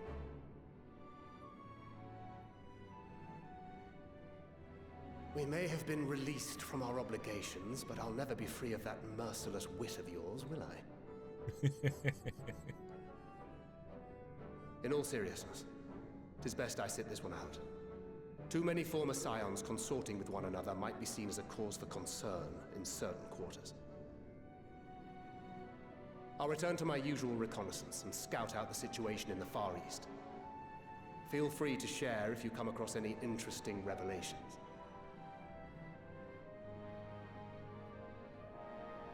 Till we meet again.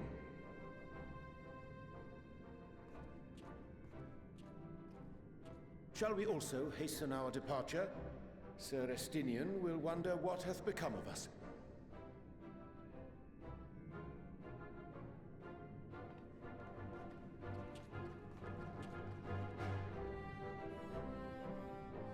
Doesn't want to attack the green screen today.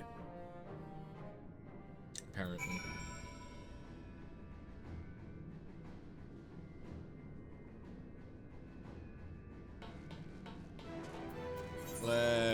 Okay, back to Charlie.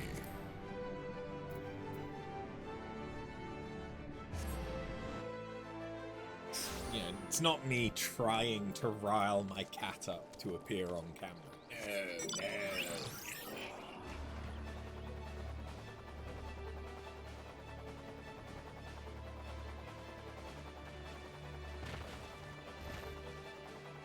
no. What Rani's doing is extra but cool. Yeah. I've nearly joined her a few times, but I've already got enough things going on.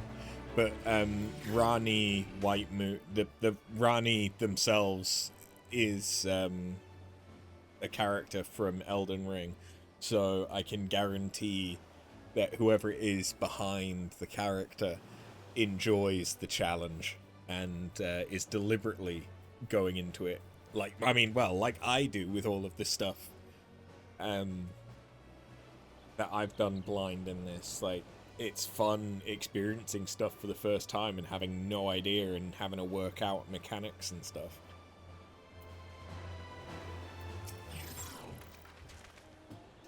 They send you to recruit Graha and you come with an entire survey party. I hope Matsuya's boat's sturdy enough to carry us all. What he means is, we're grateful for the use of one of your precious fishing vessels. We are more than glad for the chance to provide it. I ask only you take care to steer clear of the reefs in the shallows there. Aye, we'll keep an eye out.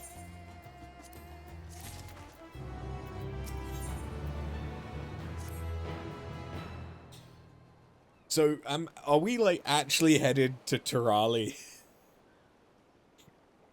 before Dawn Trail or some shit. Alzadal the Third. I confess, I'm somewhat embarrassed that the tale of his journey to another world escaped my notice. Could it be more than simple folklore? And what of the treasure he supposedly brought back? This undersea vault may hold relics from another reflection. Let me just move myself over here. There we go.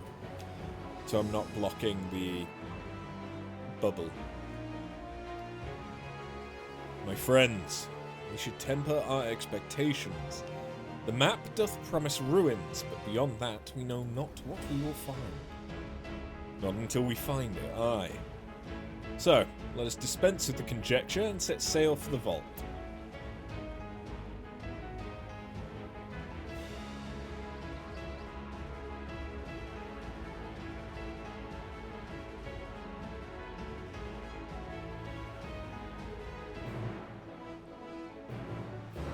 Okay, for a second I thought it was just going to tell me... Oh, nope, there it is. Okay, yep. That makes sense. Bear with me a moment whilst I grab a drink. You know what, in fact, hold on an extra second whilst I go and grab myself a drink.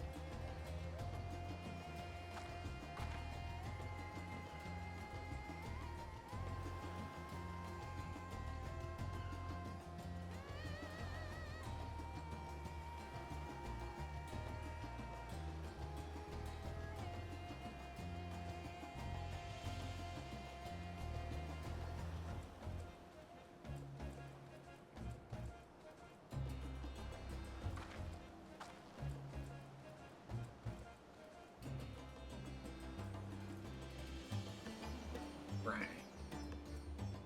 Just fit. Yeah.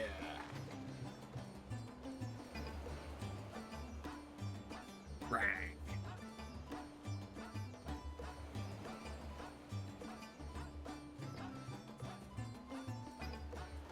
Can't get Angry Orchard at the minute, or at least reliably. I can't find a way to get it. But Scully's pretty good too.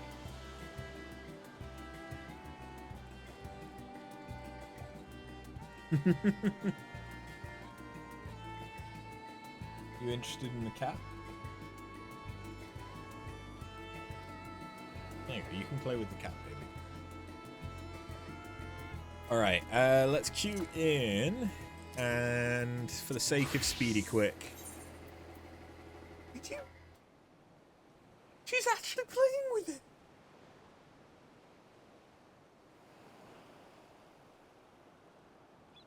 Hold on.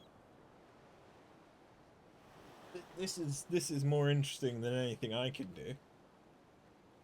Although by the time that I've got this sorted, you won't be playing with it. Oh no, she's put it under the green screen.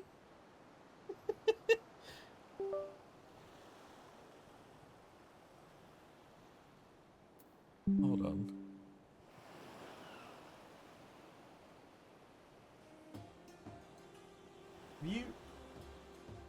You've gotten it behind there, haven't you?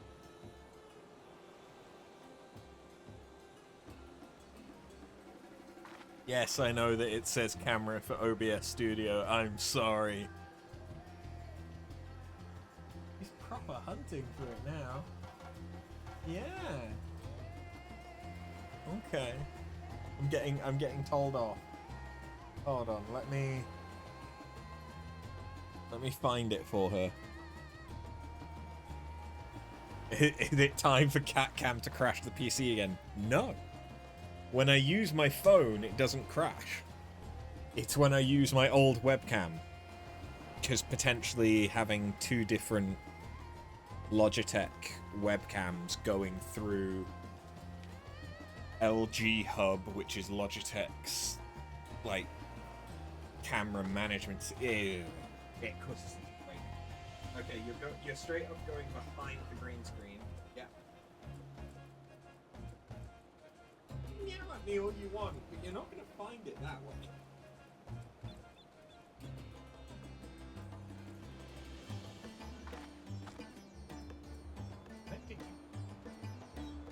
There it is.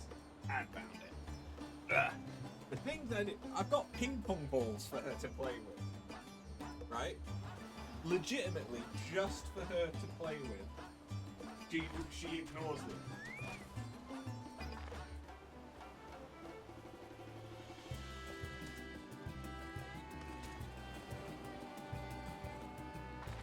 Apparently, a bottle cap is all it took.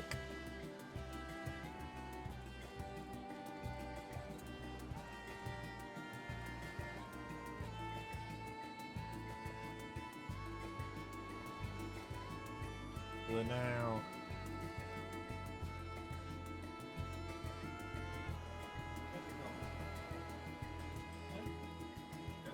No, 3 feet. No interest. Now it's behind the bed.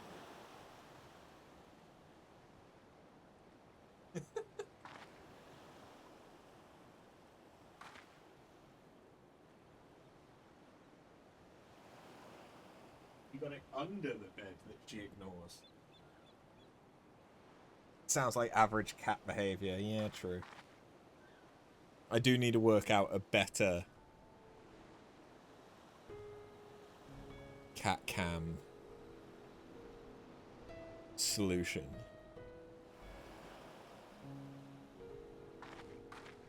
But it's not too bad. Huh? He goes right for it.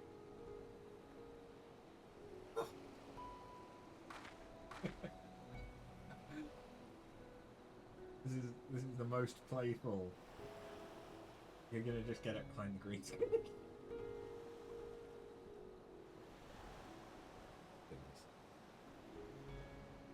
Okay, yeah, well, I'm gonna have to fix the green screen in a minute. Yep, I can see the green screen's broken where she's playing with it. Yep.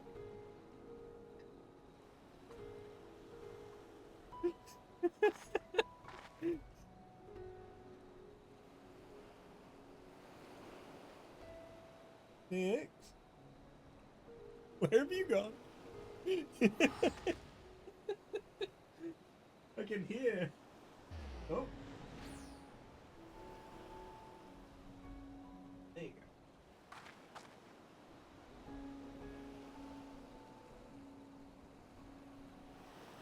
You had enough now?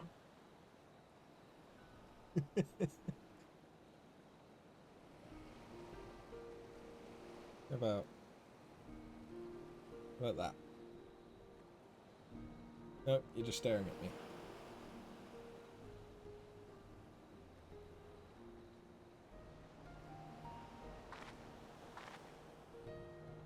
No interest. Too much. Overstimulated. Okay. I'll stop.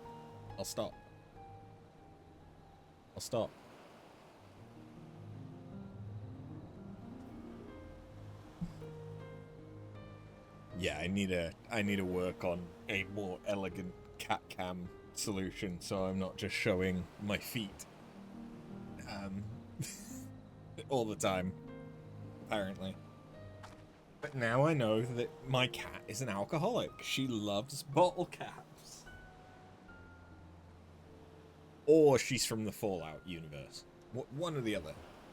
Yeah, she's either a post-apocalyptic survivor or alcoholic.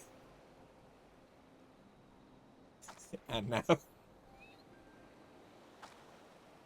she's batting it down the stairs.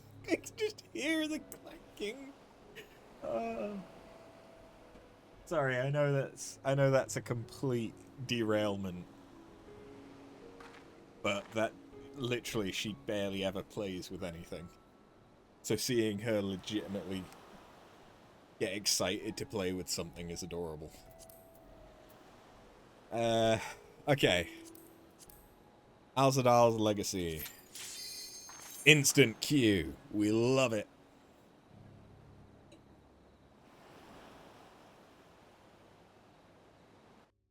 Oh. Oh, that's good shit.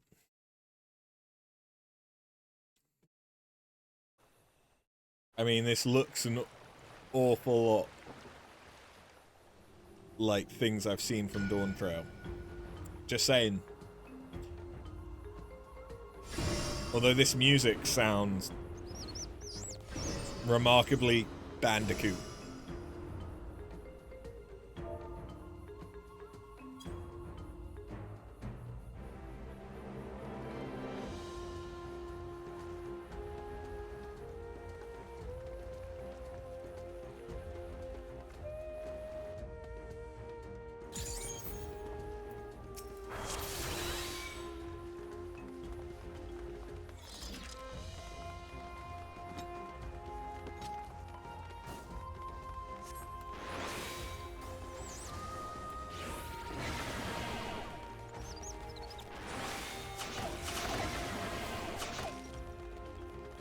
You're gonna start begging me to recover the bottle cap from downstairs now.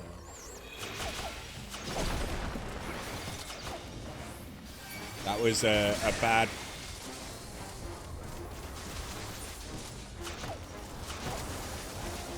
Yeah.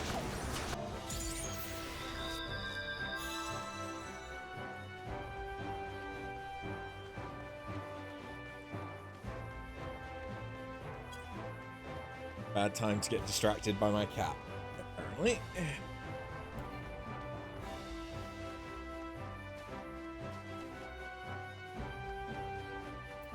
Oh no, that counts as death.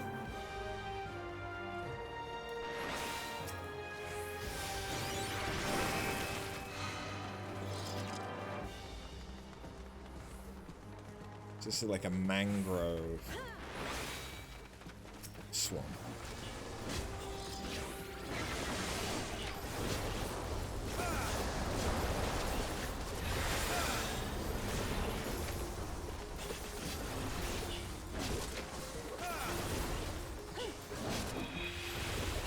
This music is very Crash Bandicoot.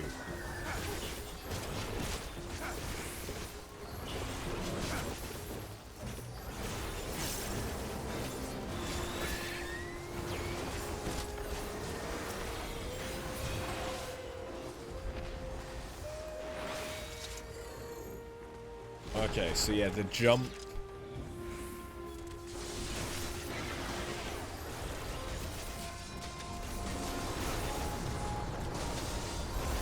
The jump icon is now going to be used a lot more often, it seems. I mean, that's cool. I don't hate it. It's an interesting and intuitive icon. Rather than just having the orange don't stand in bad.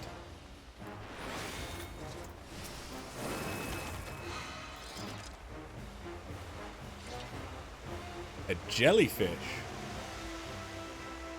More importantly, a jellyfish that doesn't look like OVNI?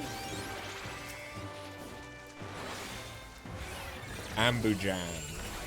I mean, that's gotta be... That's the Ultros rig.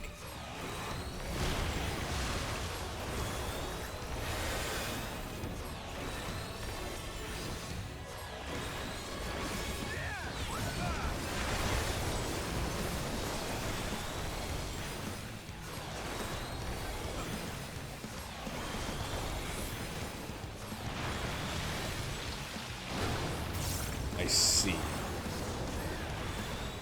I stood in the bad.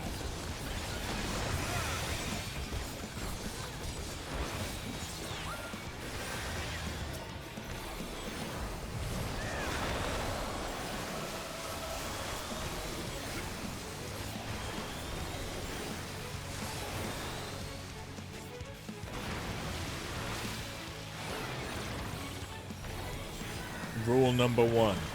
Don't stand in the bag. Because they've got red and blue, if you get hit by both, can you see in 3D?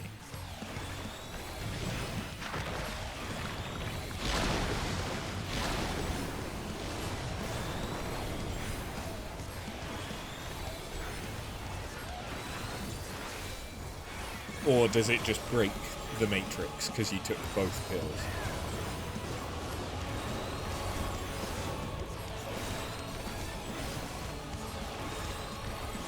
Oh, that is something that I've done, thinking of Ultros.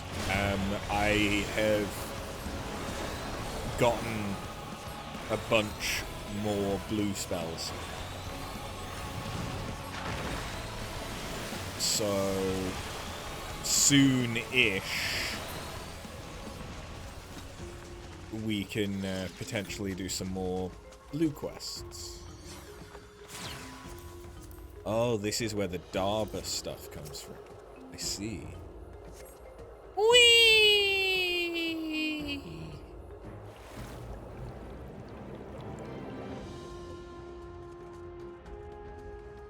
Ooh, glyph of passage detected. Confirming bearer's identity.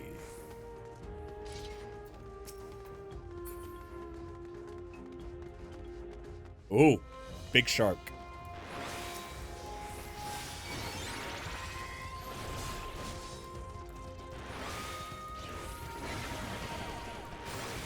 Unrecognized ethereal signature. Brazen thief, you will proceed no further.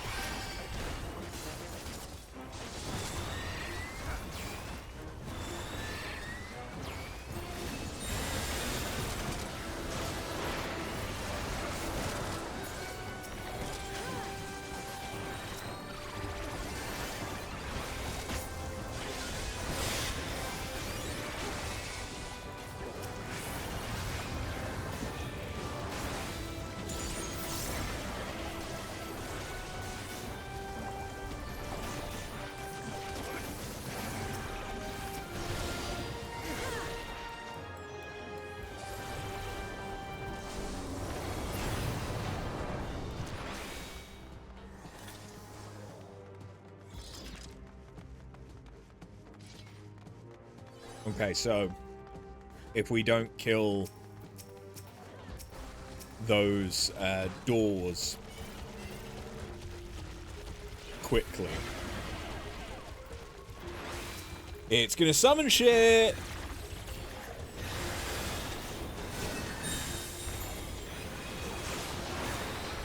Murder the doors. Murder the door. Claw trap. Alzadal the 14th.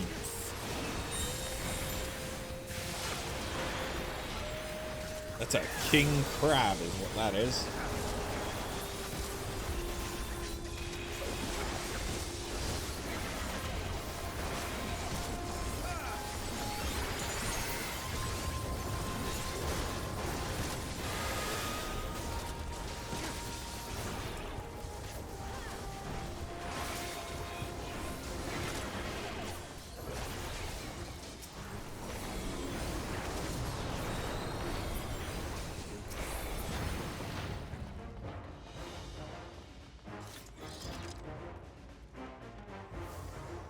That is not the kind of thing I expected to find. That looks like something off of the moon. Turn back, treasure seeker, or this vault will be your tomb. Those are some mighty big tentacles I'm seeing over there. Oh. It's like Magitech.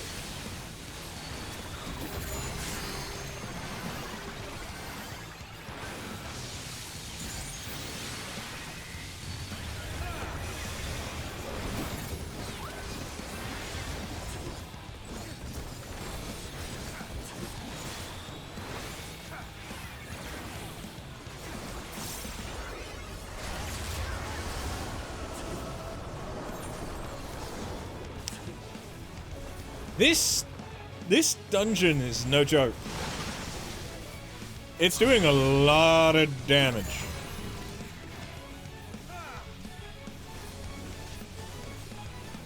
This is the complete opposite of Smarten.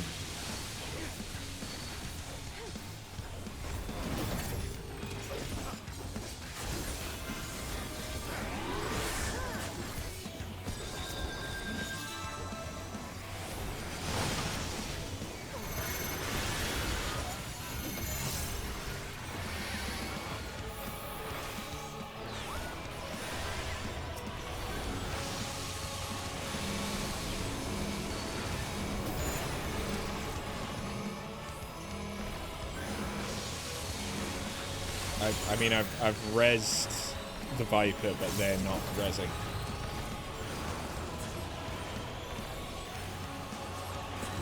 They could get up, but they're just choosing not to.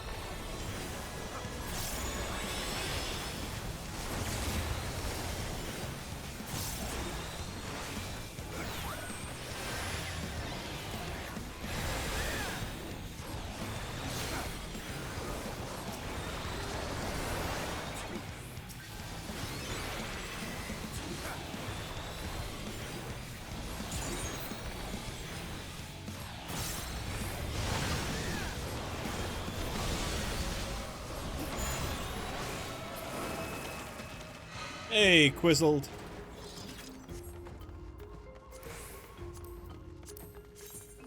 How you doing? I don't hate that for certain lambs.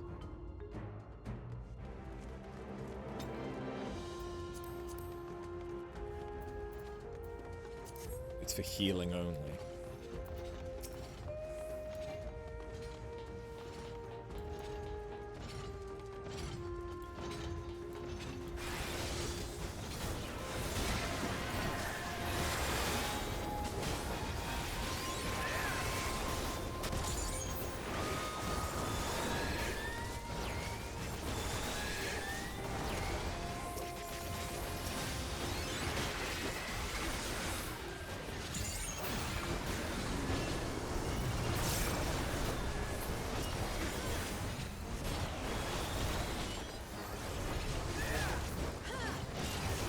Well, clearly we found at least some treasure that will help. How's the dungeon going? It's going well. I've died a couple of times because, you know, this dungeon is not Smileton. And if you're not careful, things hit like a fucking truck, apparently.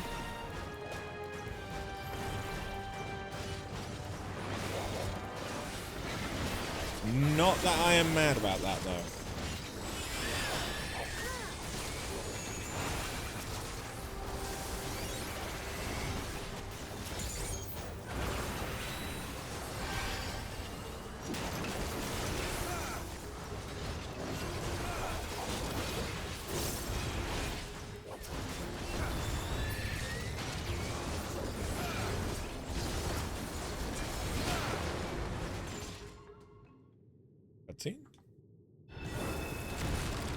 Oh, illusory walls.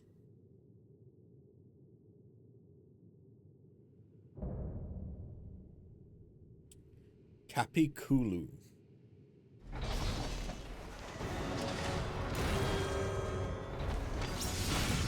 You look interesting.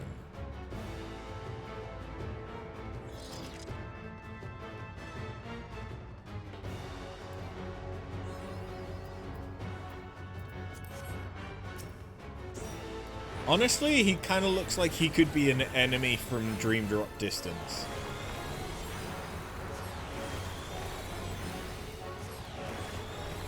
Oh, there's gonna be traps and shit, yeah. Ooh! Colorful.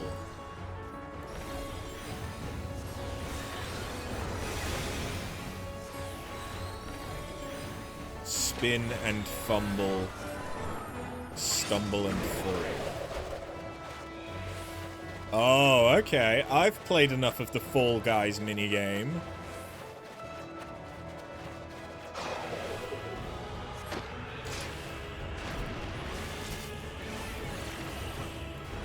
Yeah.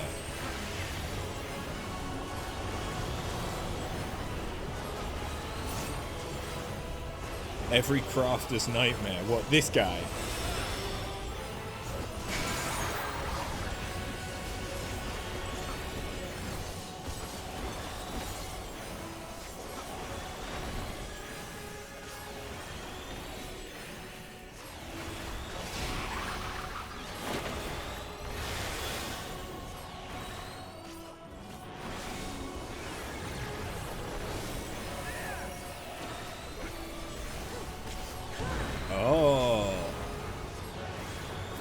I see.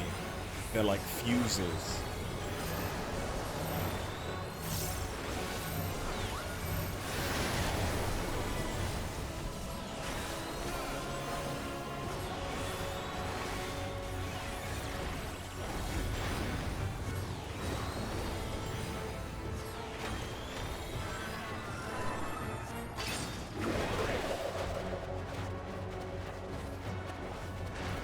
Dealing with all the knots and entanglement nightmare.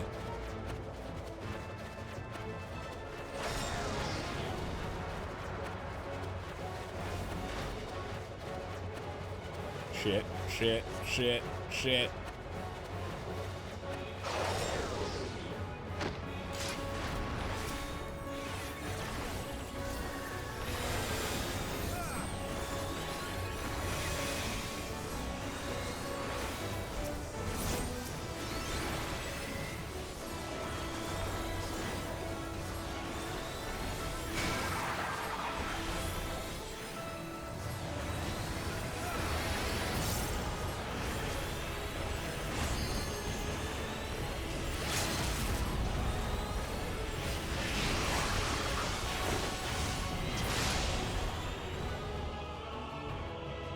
That was a much more interesting dungeon than Smarten.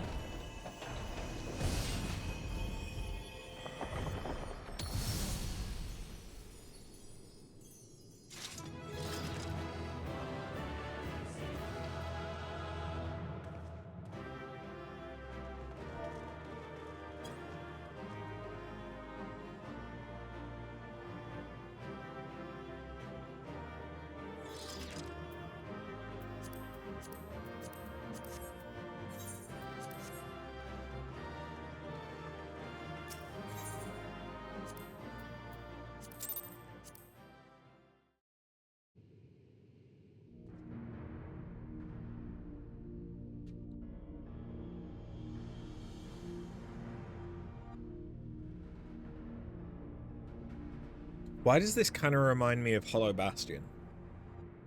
What have we here?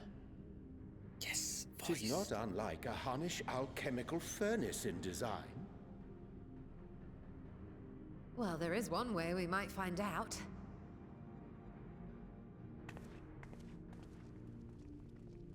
Stop! You mustn't touch it. Hey, Vashon. Or Ritra. You would have been around, so... I don't know why we didn't just ask you about this place. Oh, my apologies. Should I continue calling you Varshan? You may address me as you wish. My nature is no longer a secret. Still, this is not a setting I imagined for our reunion. Surely you've not entered these ruins as common looters.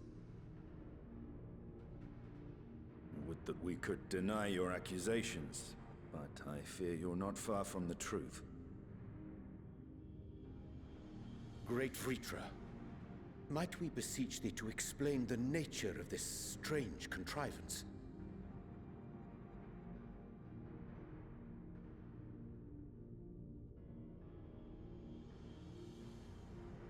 It was crafted by our alchemists at my behest, for the purpose of sealing something away.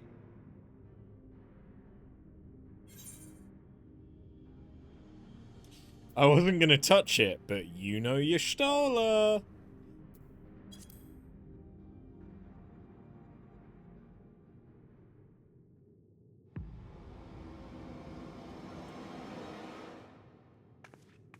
You and I will speak later. Oh! Not the time for frivolity, my friend. Not the time. This something of which thou speakest, might it be some manner of threat?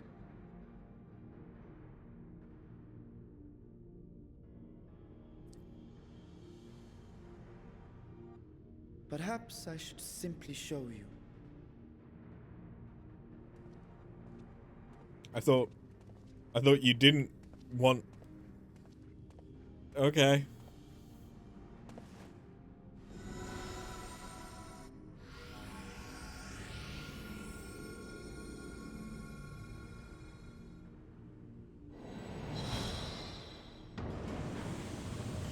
Ooh.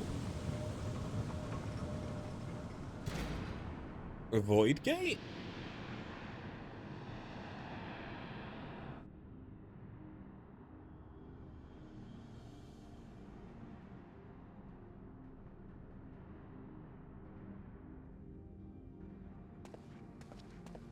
I have lifted the seal, if only for the moment, by an authority only I possess. A planar fissure? No, my friend. Small though it may be, this is a functioning gate into the void.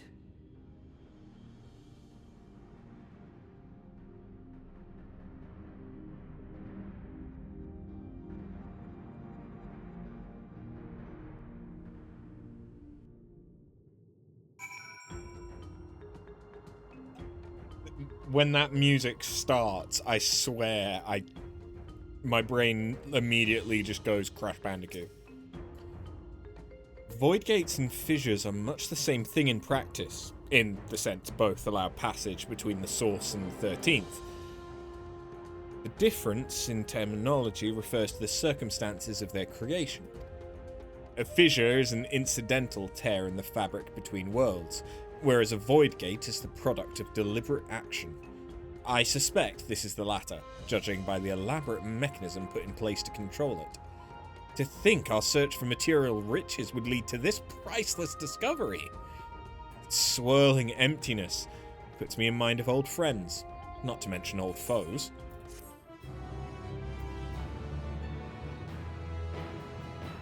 Yeah, trusts, yes. Those things that I never do. Yes. Ooh, this is the quest that once I'm done with it, I can unlock the Alliance raids. So yes, we will probably do Alliance raids tomorrow. I must admit, I am deathly curious to know how a void gate came to be hidden in the depths of these ruins.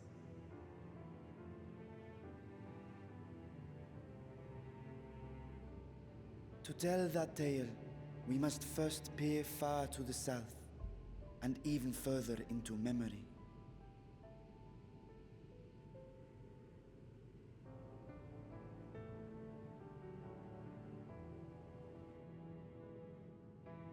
An age 5 millennia passed when the Algan Empire sent an invading force to the shores of Merasidia. The southern people rallied around the commanding figures of Bahamut and Tiamat, and fought fiercely to repel the would-be conquerors. With Bahamut's defeat, however, the tide turned against them.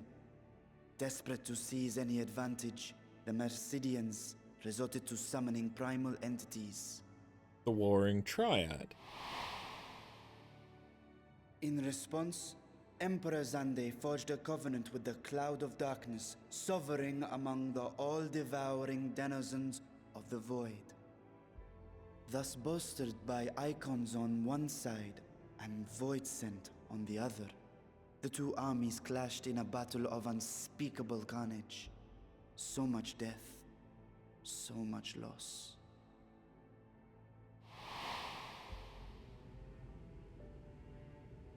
I consider myself well versed in that period of history, yet you speak as one who witnessed it happen.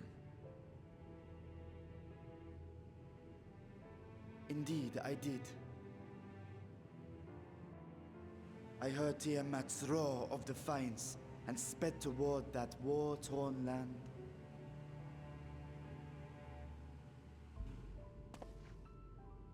Along with my sibling, Ashdaya.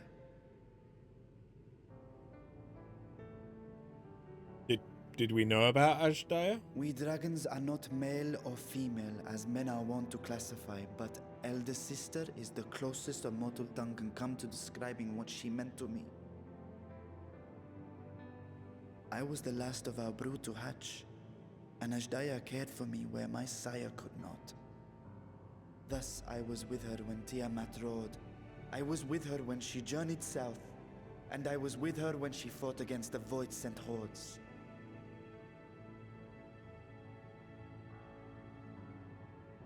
Yet no matter how many of their vile fiends we cast down, more rose from the abyss to take their place. Faced with an unwinnable war of attrition, Ashdaya risked her all on a final gamble. She plunged through the Void Gate itself to strike at the root of their strength.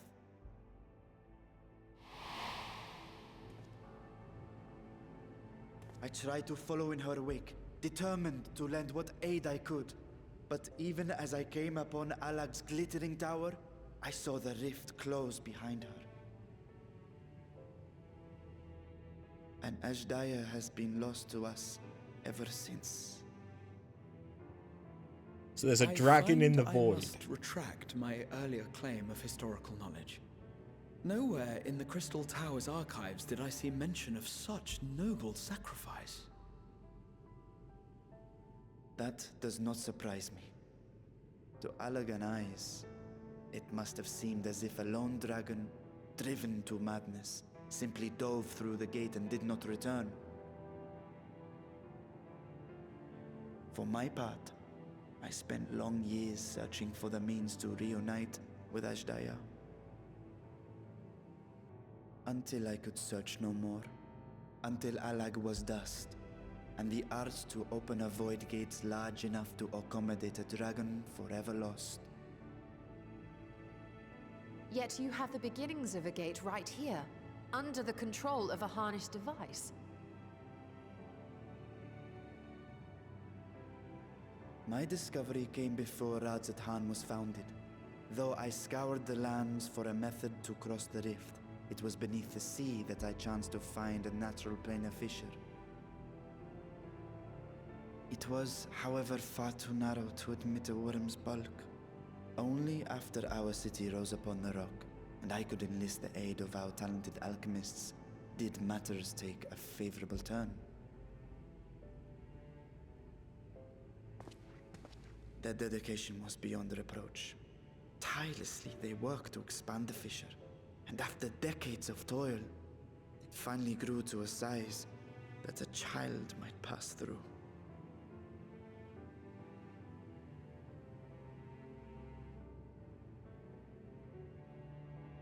Not long ago, you told us that you called out to your kin, that Ashdaya's answer was silence. I suspect the conclusion to your tale is not a joyful one.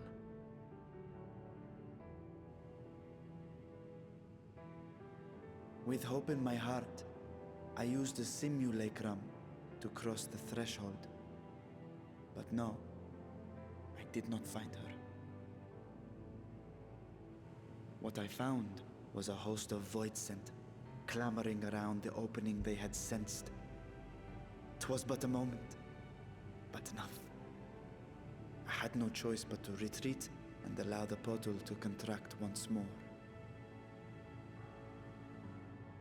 The gate was a threat to your people. You had to decide between endangering Radzat-Han and abandoning your sister. And you chose the latter. 'Twas not that thy sibling scorned thy call. 'Twas that she was trapped beyond a barrier through which neither roar nor dragon may pass. Even now, in the desolate world of the 13th. I can scarce imagine your pain, yet it was wise not to linger in that place. Too long a sojourn, and even a being of your power risks being warped into a creature of the void. You've seen this phenomenon before, when we stepped into the darkness. Yeah, Nero nearly. I remember when Nero turned purple.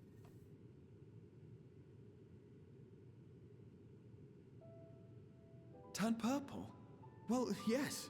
His wounds had allowed the void's corruption to enter his body and twist his ether. Yeah, he turned purple. Had it been allowed to progress much longer, I presume he would have been fully transformed. Then there is little hope for Ashdaya. I don't know, your scales are naturally ether no, resistant. I hadn't meant to. I speak only of possibilities. Which was, you know, kind of the entire point of... The scales of the first brood are extraordinarily resistant to ethereal fluctuations. They are the protective talisman's core components after all, and even the corruption I described would struggle to overcome. But over thousands of years, maybe.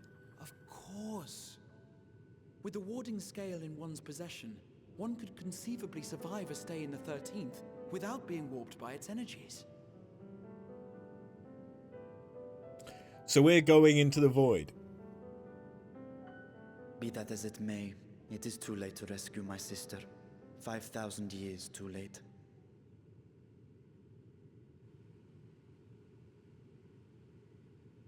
And now countless others look to me for guidance and protection.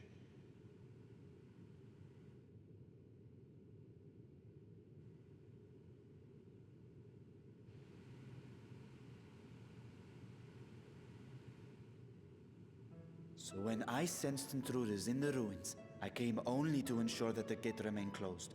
That, and to secure the treasure, of course. If you already had access to this treasure, why aren't you using it to help your people? I wish only to forget the rest.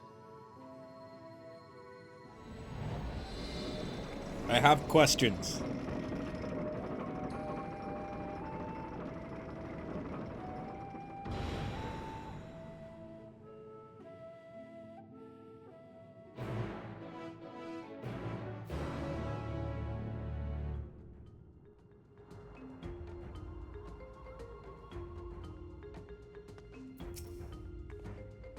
They managed not only to expand the fissure, but also manipulate it as one might a gate. Astonishing. Is there any chance I could learn more of how this feat was accomplished? I will tell you what I can. First, however, I must return to the High Crucible and arrange to replace the Guardians you so handily destroyed. It will not do to leave the gate undefended. My apologies. We were perhaps a touch zealous in our rush to uncover the vault's secrets. If the constructs can be repaired, we'd be happy to offer our assistance. That will not be necessary. Much as I retain spare vessels for myself, we keep duplicate guardians on hand for such eventualities. In any case, we should return to Razat Han. Okay, so the reason why they look like Magitech is because they basically are... They're just Harnish Magitech instead of Garlean.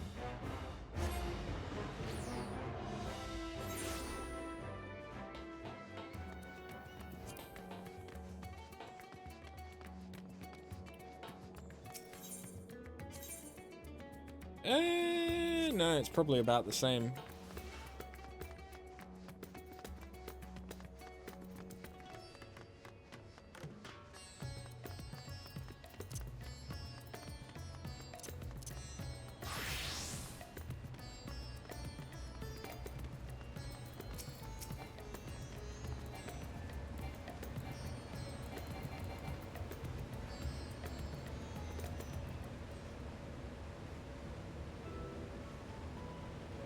I promise we will discuss the Void Gate further.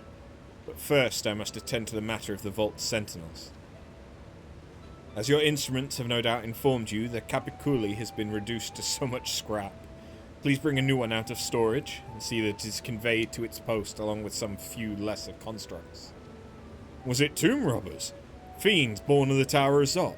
By the sisters, do not tell me a blasphemy yet roams free. It was us. The slow looks are so... I feel like they were having fun with this.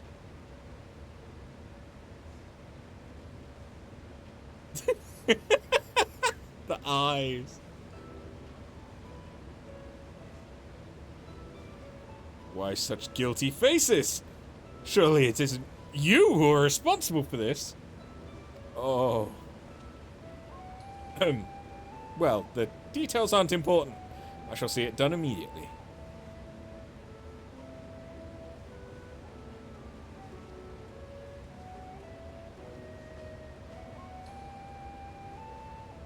And with that, the vault will soon be secure once more. Now, I believe you had questions. Quite a few, in fact. But I'd like to begin with the gate itself. It is still functional, yes? Indeed, which is why I saw it sealed with an alchemically forged lock and warded it with my magics. Such power must not fall into the wrong hands.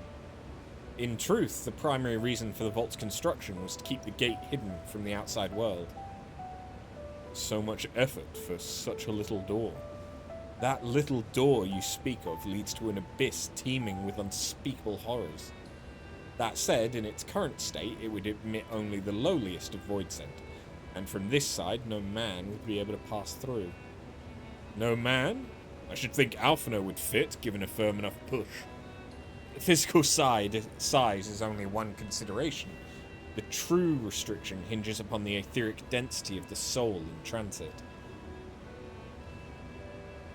And yet, you succeeded in expanding this diminutive portal and sending your simulacrum to the 13th. Thanks to my brilliant alchemists.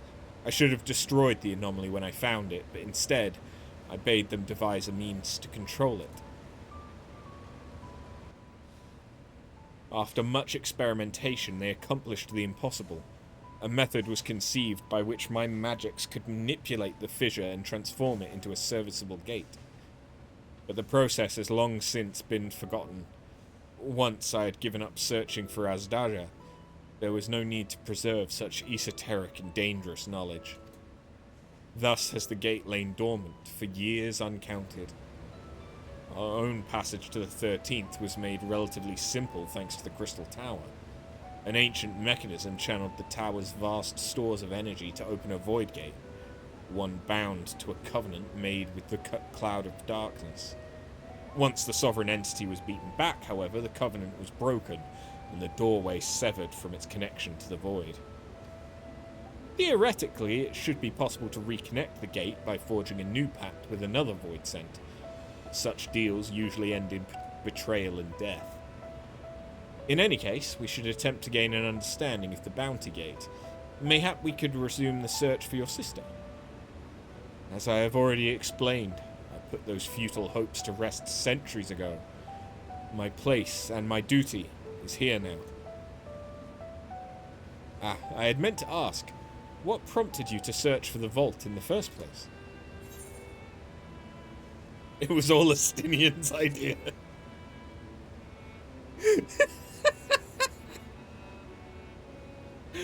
As I recall, 'twas you who was chasing tales of undersea ruins.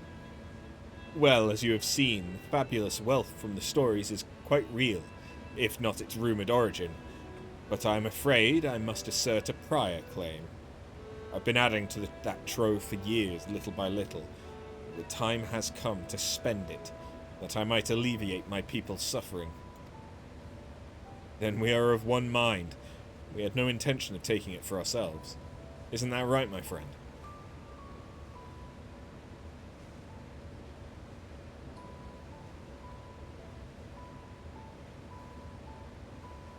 Your Excellency, would you object if I were to conduct a closer examination of the gate?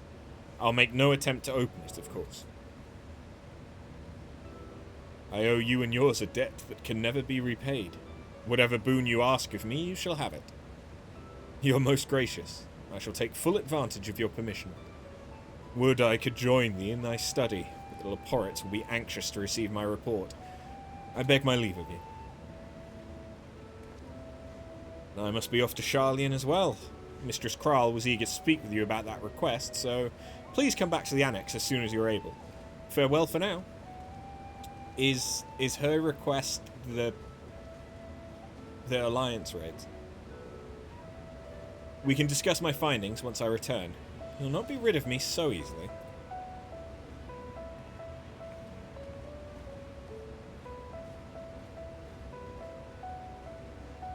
I have such an itch. You may now undertake the Chronicles of a New Era quest series, Myths of the Realm.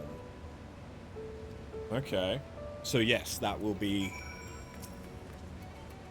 The difficult part in all this will be deciding how best to put these riches to use. Will you lend me your assistance in these deliberations? Anything to make up for the constructs we broke. Then think of your employment as recompense. Serve me as guest advisors, and I will consider the broken constructs paid for in full. After and I are in this together, I will follow her example. Right, I think we'll just keep going with the MSQ. For now. Meanwhile, elsewhere. But yeah, tomorrow we'll start the Alliance raids.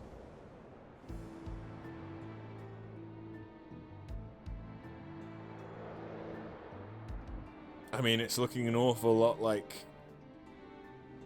something related to Pandemonium. Ooh.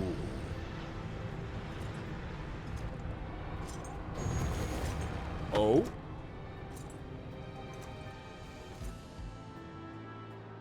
Wait.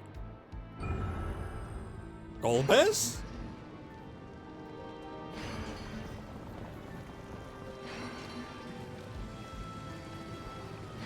The different crystals?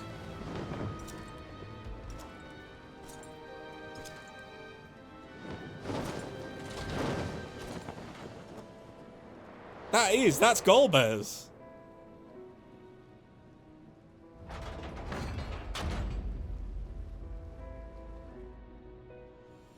And the 4 crystals of light? Or are these the crystals of darkness? I sensed the breaching of a gate, but it was not instigated from this side. It was thrown open from the other. I too felt it. A rare occurrence, yes, but such a tiny portal is beneath our notice. There are more pressing matters at hand. An opportunity is upon us, the coming of which we've awaited for nigh on 10,000 years. We dare not let it slip our grasp. Yet we must not underestimate she who bested the cloud of darkness. Even restrained by a covenant, the cloud was no feeble wisp to be dispersed by some flesh and blood mortal. Let her come. I'll drown the world and watch this fleshling gasp for breath in her final moments.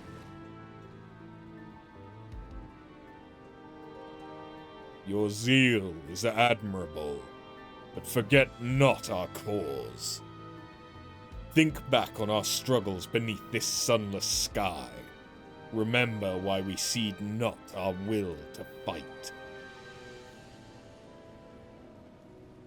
'Tis time we set the war in motion and win redemption for our star.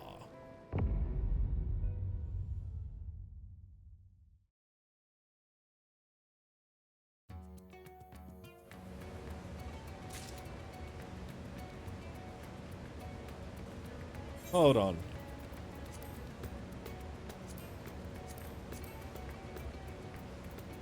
Bad news for you, buddy. We breathe underwater. We do indeed. Who's Delta Escape V4?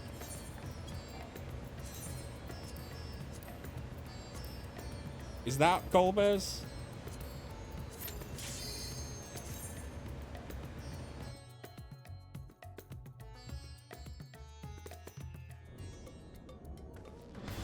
No, this is Exter. Yeah, so I do. I think that's Golbez, the Black Knight. Hey. Hey. Shall we begin? If we are to spend the treasure wisely, then we must first determine which groups would benefit most from monetary assistance. Some of my citizens may find it intimidating to speak with the satrap directly, so I'd ask that you act in my stead. After, you are to visit Akyali and Yedlamad, speak with Matsia and his people and listen to their grievances. Estinian, I bid you do the same at Palaka's stand. I'll be conducting my own inquiries at the Giant Skull grounds.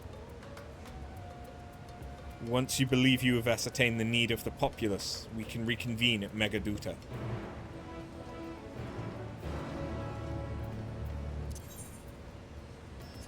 Okay.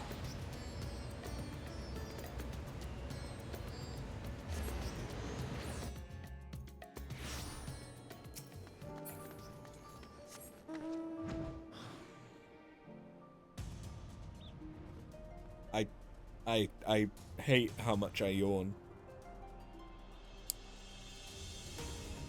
I think part of it is the reading, and part of it is the fact that this is an after-work stream. What doesn't help is that I still have that itch on my back. I might have to, like, go and rub myself up against the door frame like a fucking bear in a second. Oh, after. I was so glad to see you had returned unharmed. You've finished with the boat, then?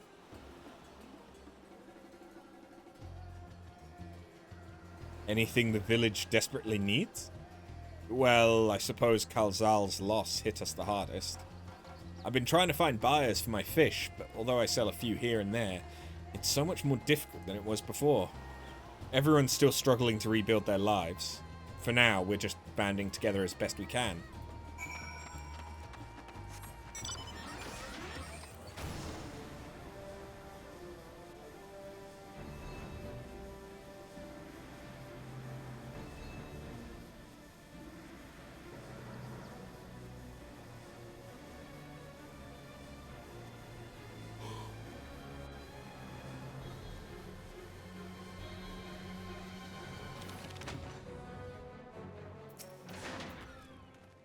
Greetings and welcome!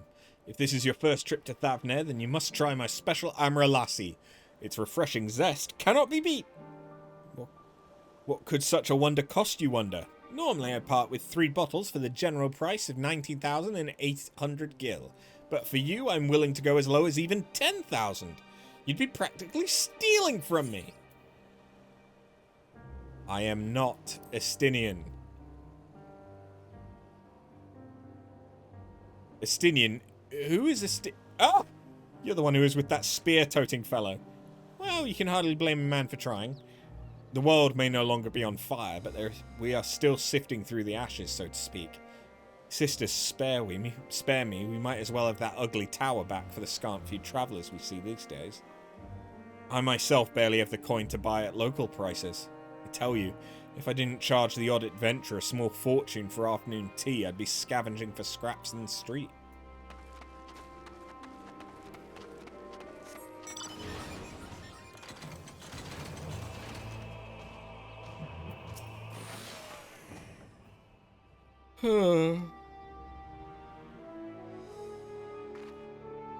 How fares the port? Well, it's in shambles, isn't it? The trade routes are open once more now that the danger's passed, certainly. But no small number of merchants have had to sell their ships to make ends meet in the short term. Add to that the sailors we lost in the final days, and it's little wonder the flow of exports is no more than a pitiful trickle. If Kalzal and his consortium were still with us, I'm sure he'd have found a way to turn our fortunes around. Now that was a man who got things done. God's rest his soul.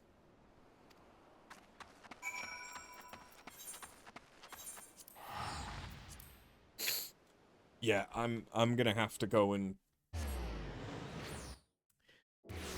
rub my back against a door frame like I'm a fucking bear. Enjoy that image.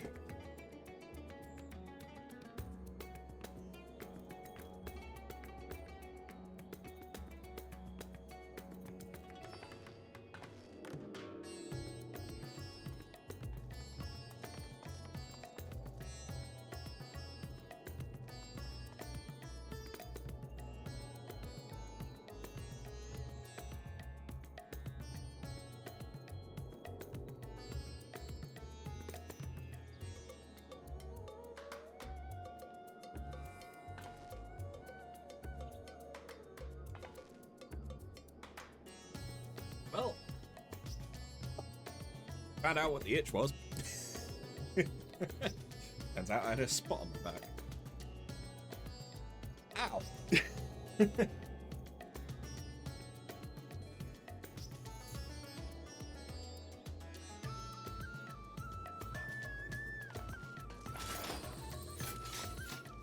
Eh.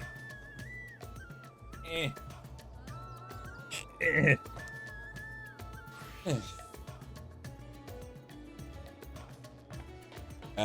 Okay, what? Who? When? Where? Right. Yes.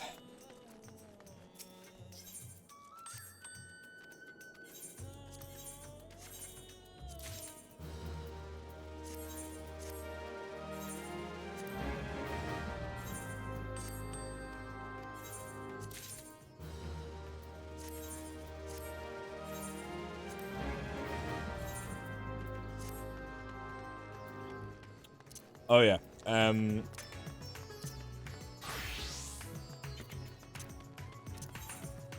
So yeah, my blue, I have got quite a few spells now. So I went and got Flamethrower, Flying Frenzy. Didn't have those. Didn't have Song of Torment. Didn't have Sharpened Knife. Didn't have 4 tons weight, which turned out to be quite annoying to try and get. Didn't have Missile. Didn't have Inkjet or Fire Angon, Tail Screw, Feather Rain, Mountain Buster, Shock Strike, Glass Dance, Veil of the Whirl, and then that's basically where I got up to. So I've got most of the Realm Reborn stuff. Is basically how that works out. So I still need Snort. And I think that's the look. And then I'll have all of the Realm Reborn stuff, and I'm into Heavensward. Yeah. Yeah.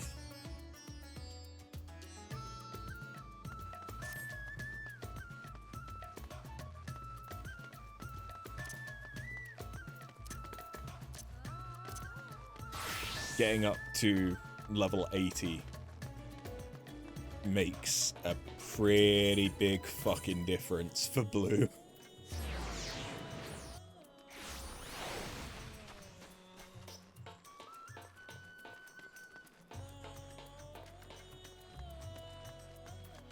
And getting Aetheric Mimicry also makes a big difference. Ah, my advisor's return. I've just made it back myself. Why do you retain this vessel now that your true form is known? You could have flown across the island in a fraction of the time. Be that as it may, the sight of a massive creature descending from the sky can be startling, to say the least. And there are a few places I can enter comfortably without risk of flattening some cart or stall. That's a good point. Fair enough. As for my inquiries, the people of Palacus Stand were unanimous in their reply. They are surviving. Resources were stretched to the limit when refugees were pouring in, but they persevered with some assistance from Yedlamad. From what I understand, they've always been an independent community, hunters and foragers and the like, and I was assured the jungle provides for their needs for the most part. Palacus Stand has weathered the disaster better than most, it seems. I myself heard good news and bad. The quarrymen were cautiously optimistic, having just sold a full wagon of giant's gall to a foreign trader. Such visitors are few and far between. Compared to our best years, the weight of stone leaving Thavnair has been light indeed. Our nation is small and isolated, its prosperity dependent on a steady stream of exports. We must identify any obstacles to the flow of trade so that we may begin working to remove them. Tell me, what did you learn in Akyali and Yedlamad?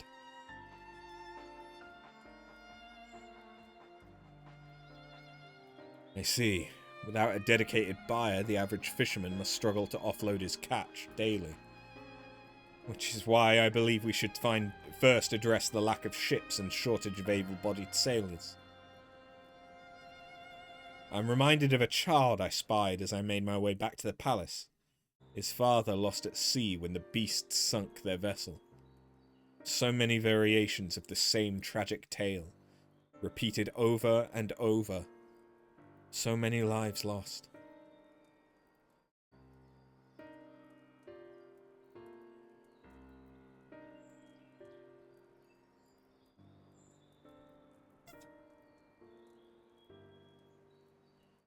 Enough grief to drown in if we'd let ourselves be overcome.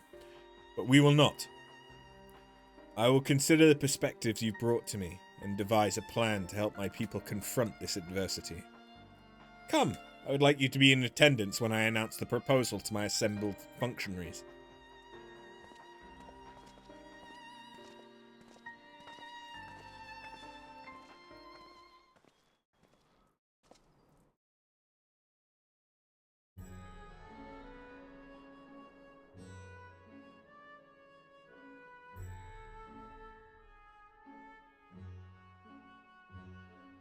I thank you for your attendance.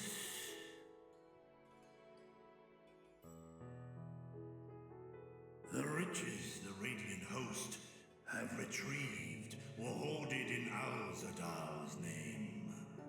A fortune I set aside for a future day of need. And lo, that day hath come. May it aid our wounded city in reclaiming its vibrancy and vigor. In better times, I would leave such a task to our capable Ahawan. God's rest his soul. Finding myself bereft of his counsel in the here and now, I will assume the responsibilities of mine office directly. Firstly, the treasure shall be sold for more convenient currency. Thence, invested into the trading port of Yedlamad. Our merchants must have their operations restored, their ships rebuilt. Commerce must flow once more. None were spared the tragedy of the final days. Of this, I am well aware. But an absence was created by the loss of Kalzal's consortium.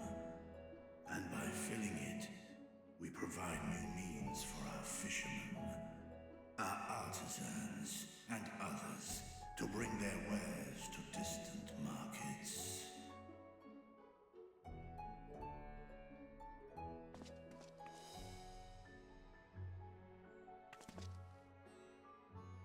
And what of the children who were left without family to care for them?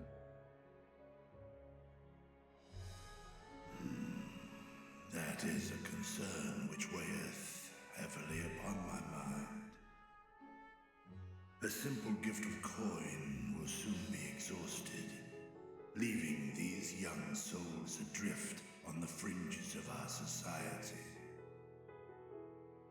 Nay, a proper solution is needed, one which doth guarantee their welfare for years to come.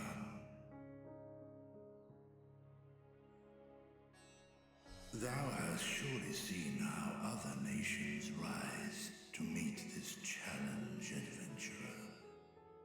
What dost thou deem the wisest course?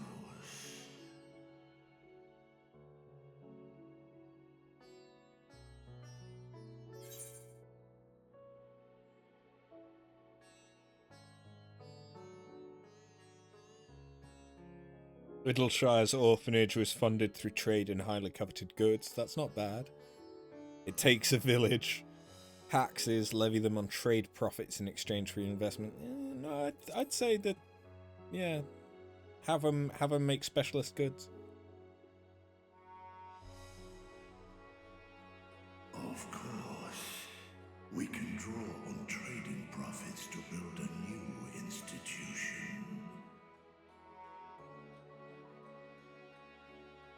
Let us put this idea into practice. A contract shall be written, requiring all who receive of Al-Zadal's treasure to commit a portion of their future earnings towards the running of an orphanage.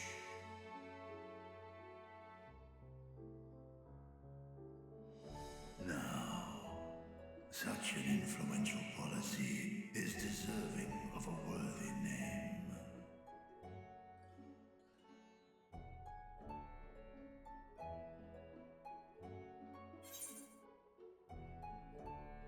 Something with Kalzal, yeah.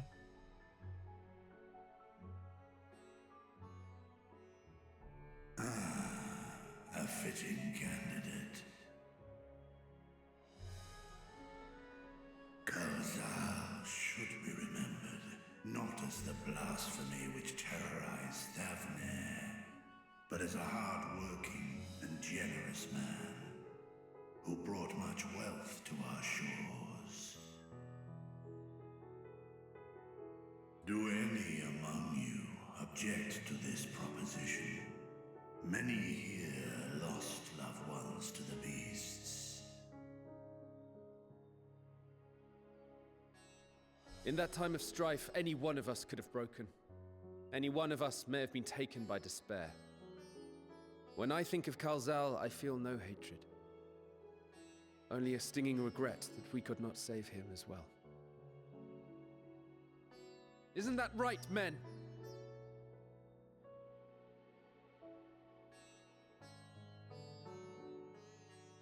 This bodes well for that boy. Mirad, was it?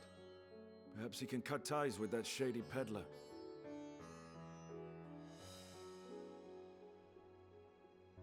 Then let it be done. Henceforth, this initiative shall be known as the Kalzal Foundation. Nabdeen, thou art to assemble a patrol and ensure that no child in this city liveth in squalor.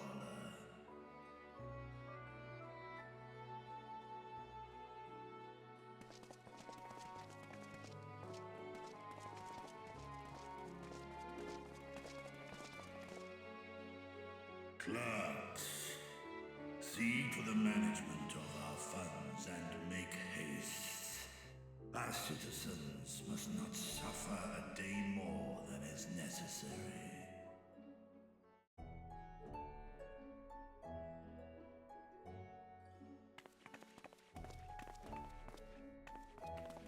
Dragon and man, side by side in pursuit of a brighter morrow. Reminded of Ishgard.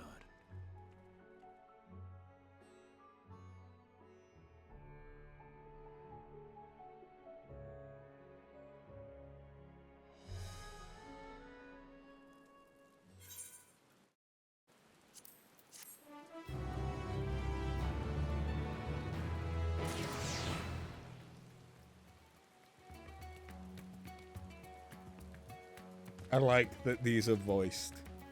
It makes things so much easier.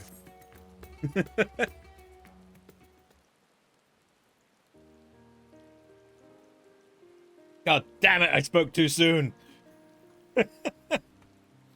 Thank you for putting forth Kalzal's name.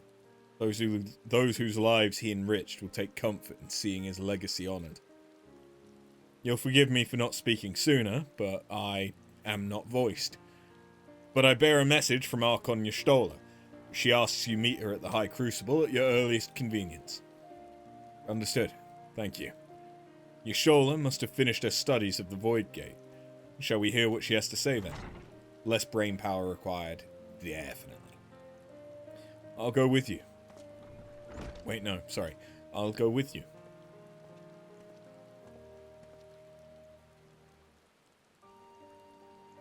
Thought the Satrap would be too busy setting up the foundation.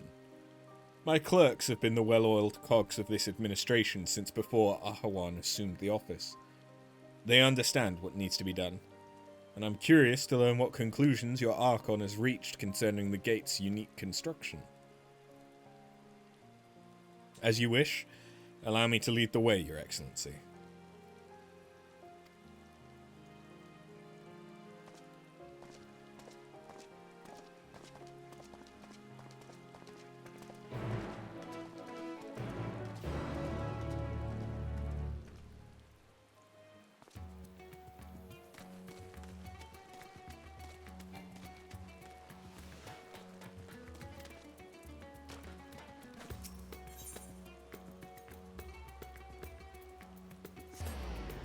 Yeah, it's much the same. No matter which way I go.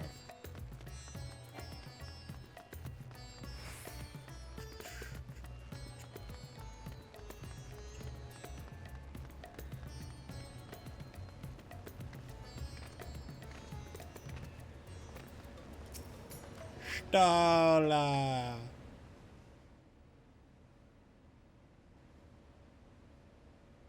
Right, here we all are. Thank you for being voiced. You discovered something new. I took a closer look at that device.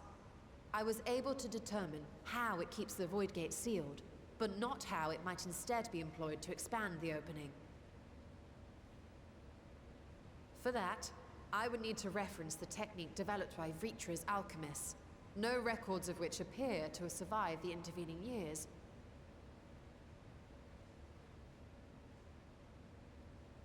We know this, so why have you sent for us? Have you learned aught of value or not?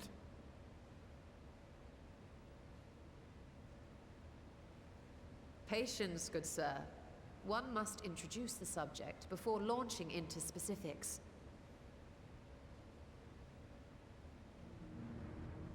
From what we understand, travel between worlds is accomplished by passing through the nebulous rift which exists between them. It is known. Picture, if you will, the moment you were called to the first.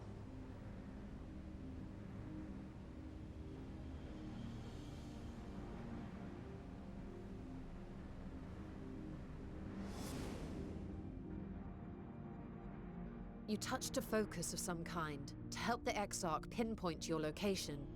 His summoning spell then channeled the energies of the Crystal Tower to begin your journey to his world.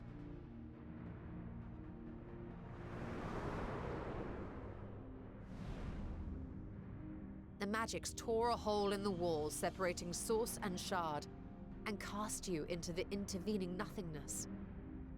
In that place, the laws of nature hold no sway.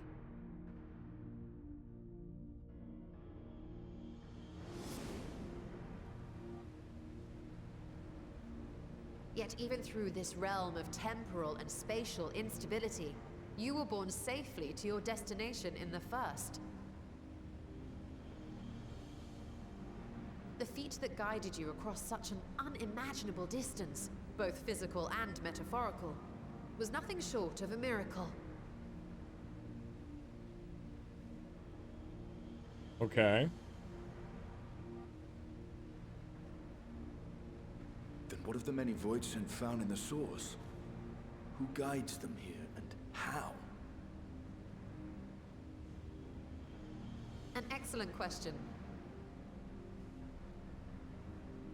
Though there are several methods by which the Void's denizens might intrude upon our world, the rituals of summoning are the most typical.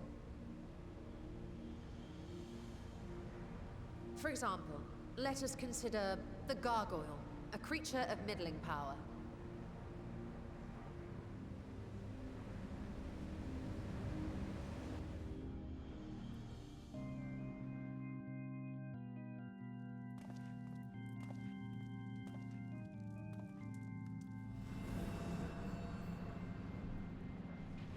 To call upon such an entity, the prospective summoner must force open a void gate.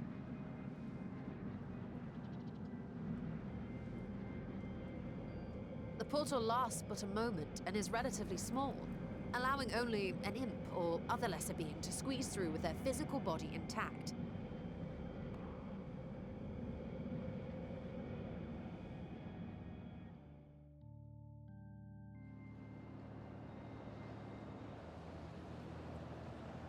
Our more powerful gargoyle, however, is too large for that.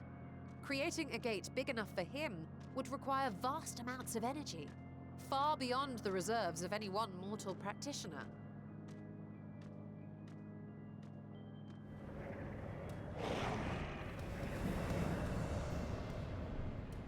So their heart, their soul comes through to inhabit the statue. Instead, 'tis far more common to bring over only the entity's soul. We had a taste of that ourselves when a certain exarch dragged us to the first. Yeah.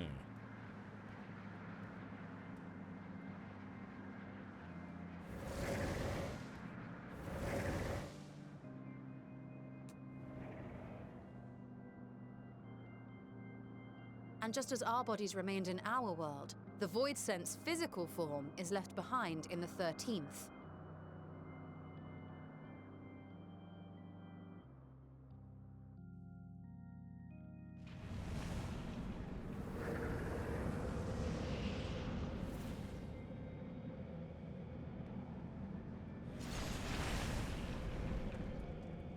Once at its destination, the summoned soul is granted a temporary shell to inhabit.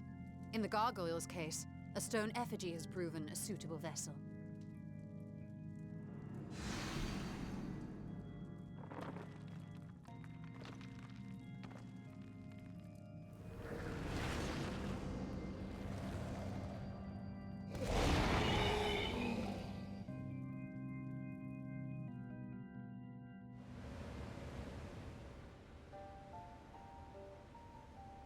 Wait.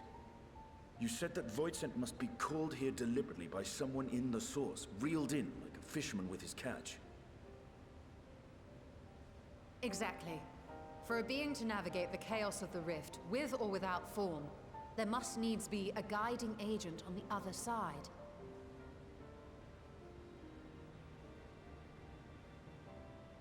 When the hordes poured forth from Alag's Great Gate, it was the technologists who drew them through. Though to my knowledge, planar fissures are in essence natural passages between our world and the void, which require no such guidance to traverse. Why is only the boundary between the source and the 13th so fragile? So much so that it often tears open of its own accord. Shits and I believe giggles. solving that mystery is key to understanding travel between the source and its reflections. And how do you intend to get your answers? No. The danger is too great.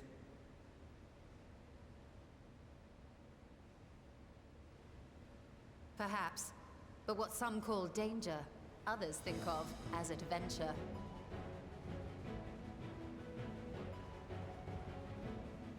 Were you not listening to my tale? Never mind that the means to expand the gate has been lost to the ages.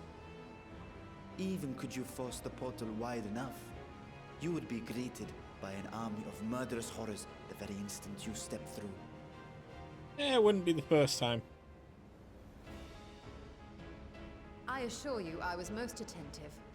And I agree that to go alone would be certain death. But if I were to bring along one who has already braved the 13th and humbled the cloud of darkness, well, I imagine my chances would be much improved.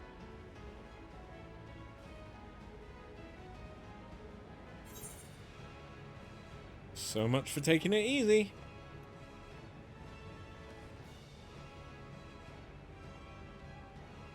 Since when were you one for the quiet life? That's a fair point.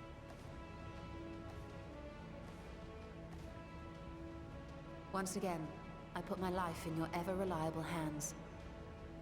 Ah, that was a mistake. That said, as much as I would like to march straight back to the Void Gate, there is the small matter of being unable to open it without the Satrap's personal authority.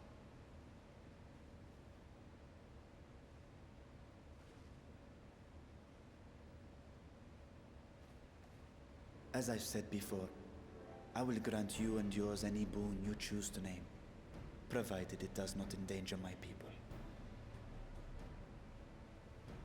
You have my word that we will take every precaution. Not a single Voidsent will be allowed to threaten Radzat Han. assuming we managed to expand the portal in the first place. You have a plan. Actually, I had hoped you might help us with that. I presume the alchemists you retained supplied you with some explanation of their methodology. That they did. House Daymir was overseeing the project. Daymir. Ah, yes. The family associated with the great work.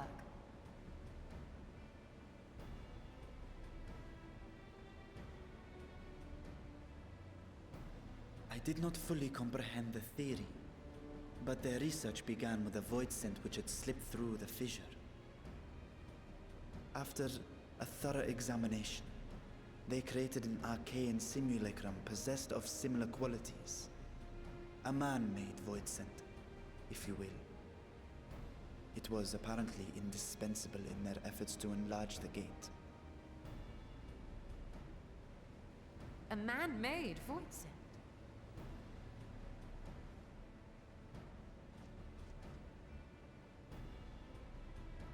Yes. Being great admirers of the Archons, House Daymir submitted detailed notes to Charlene's official committee. They expected praise and accolades for their simulacrum, and were thus devastated to be informed that their work had been classified as prohibited material. Makes sense. If that's true, then those notes might still be stored in a forbidden archive somewhere. Not Google, of course, since that library had yet to be built. Which leaves us with... Old Charlian and the Numenon. Back we go! With the restricted section of the Numenon, with Graha's favourite place to sneak around.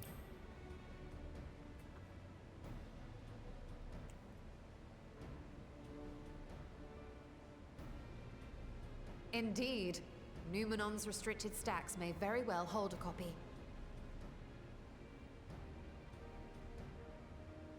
In which case, I say we head directly to Charlian.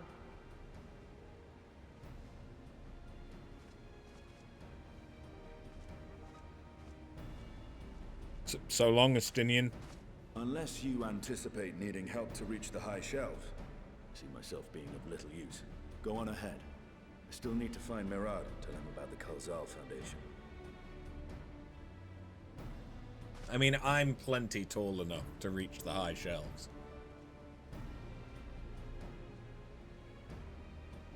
Let us be on our way as well.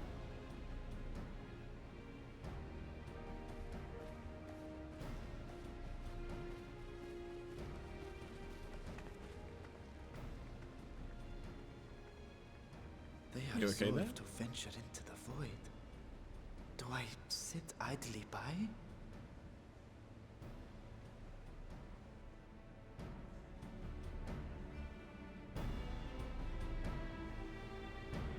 For now, probably.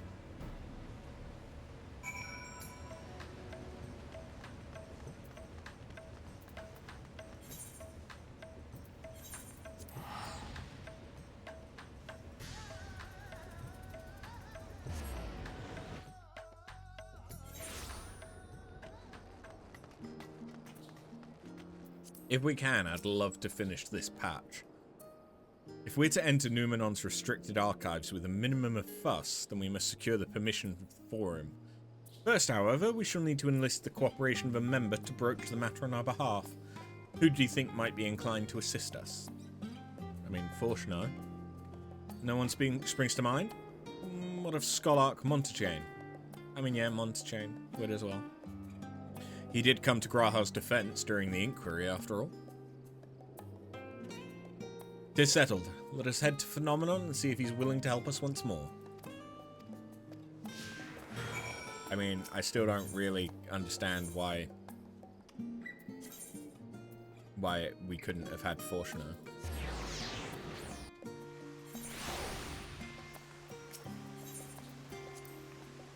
I apprenticed to Master Matoya at the age of 7 and laboured under her tutelage for a full decade.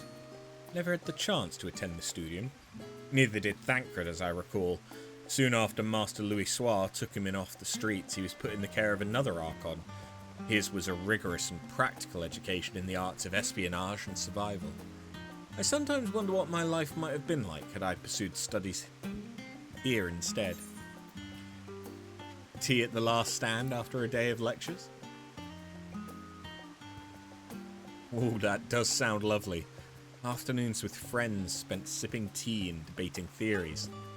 Still, I wouldn't give up my time with Master Matoya for the world. The dank cave I studied in was about as far from the bright, airy halls of academia as one could get. It was a wondrous, magical childhood nonetheless. Oh, that's cute. I mean, we know that she loves Matoya, but normally when we see them interact, they're berating each other and teasing.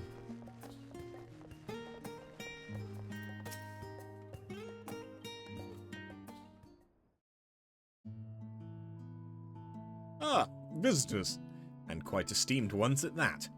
What may I do for you? Pray, forgive the intrusion, Scholark, but we were hoping you might help us secure permission to enter the Numenon's restricted archives. Oh, no furtive forays into the stacks this time, eh?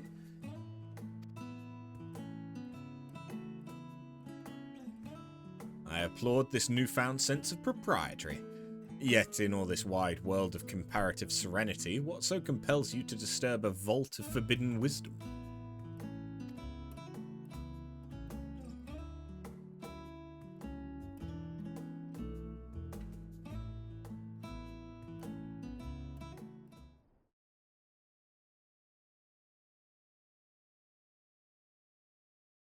Fascinating. I had no idea such a technique existed. I would have been surprised if you had. If my assumption is correct, the research left behind by House Daemir has lain dormant in Sharlayan's archives for many centuries. And if you unearth this research, what then? Surely you don't intend to cross over into the void? That is, in fact, precisely what we intend. To what end, pray tell? To develop a method of traversing the rift, for one, that I might keep my word to a distant friend. Sentiment aside, I have journeyed to the end of existence. I have heard, felt, and thought endlessly about the truth of our world and the echo of its future. And yet I want to understand everything, to unravel it all down to its very last secret. What scholar worthy of the name wouldn't force open a void gate or two if a grand revelation was the promising reward? Marvellous! An audacious proposal worthy of Master Matoya herself.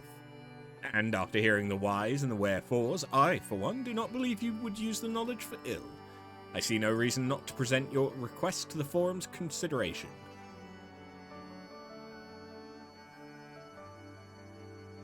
Although your petition would be better received if you also had the support of another well-placed acquaintance. Fortuno. Why, Master Fortuno, of course. He can hardly ignore an earnest request from his dear children's most treasured comrades. I was hesitant to approach him directly, but there's no denying that having Master Fortuno on our side would tip the balance in our favour. Very well, we'll pay a visit to the Levelure estate and plead our case. One last thing before you go. I'd consider it a personal favour if you might share with me the discoveries you make in the void.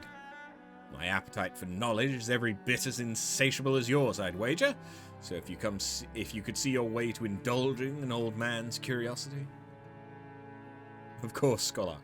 We'll be sure to pass on any revelations. Thinking about the Levelure estate, I need to do my custom deliveries. Because I think I forgot for the last, 2 weeks in a row. And the reason why I say, speaking of the Levelures, is because I'm pretty sure Alphino and Alizé's mum is a custom delivery at some point. I think.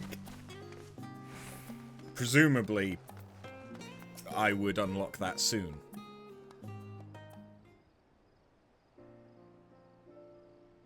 Ah, Mistress After, Mistress Y'shtola. How may I be of service? We've come to speak with Master Fortuno. Is he home by any chance? Yes, the Master is in residence. I shall inform him that he has guests.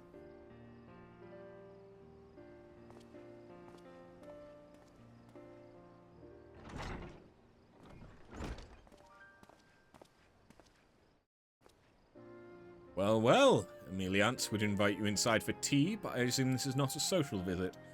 You have some matter of import to discuss? Then pray proceed. You have my full attention.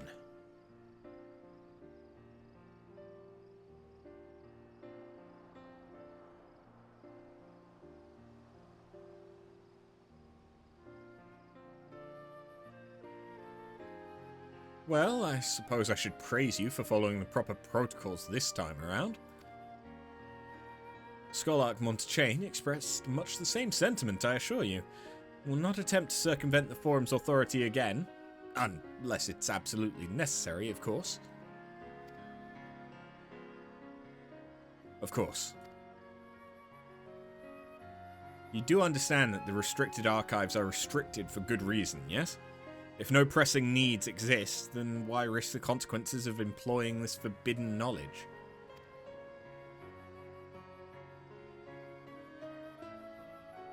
For a brother who misses his sister, she was his guardian and his friend, a selfless hero who crossed the rift between worlds to save her homeland from horror and suffering.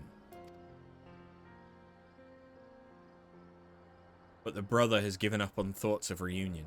He spends his efforts elsewhere, watching over a people yet healing from the flames of the final days, loyal to his duty while betraying the longing in his heart.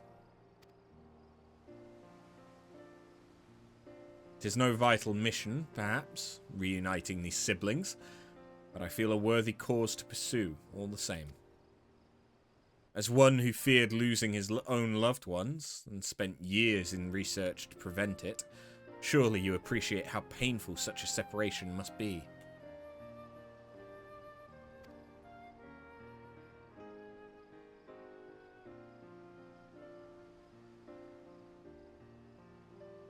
Reflections are still very much a mystery to us. Offering to share your experiences in the first would constitute a fair exchange for our cooperation.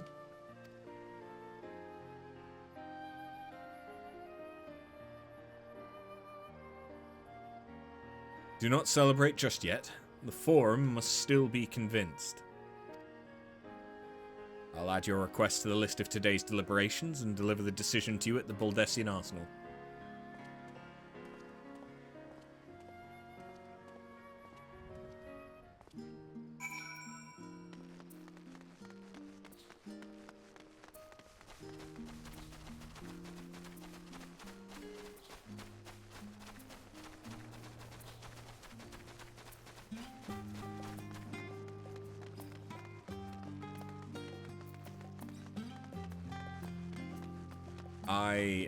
I should have used the Ethernet.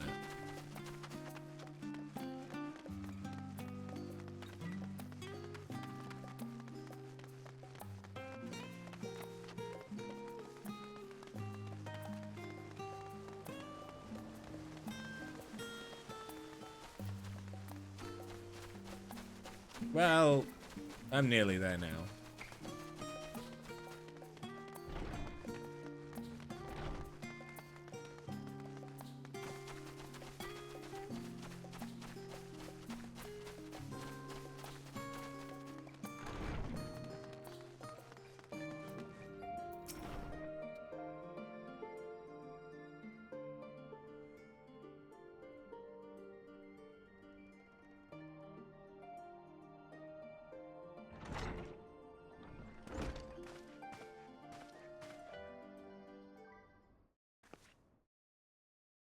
So, what did the forum decide?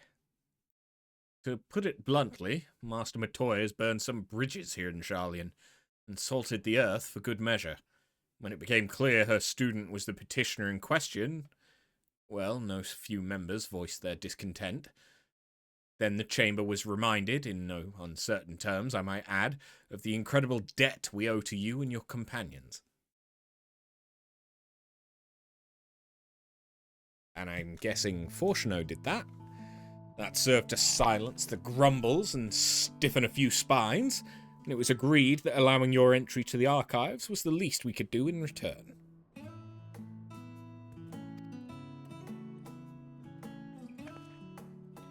That's wonderful news. Thank you both for speaking on our behalf. Yes, well, as I'm sure you're aware, this permission was not extended lightly. Forbidden knowledge is to be treated with the utmost caution, and there will be repercussions if it is not. I wish you well in your endeavour, and bid you good day.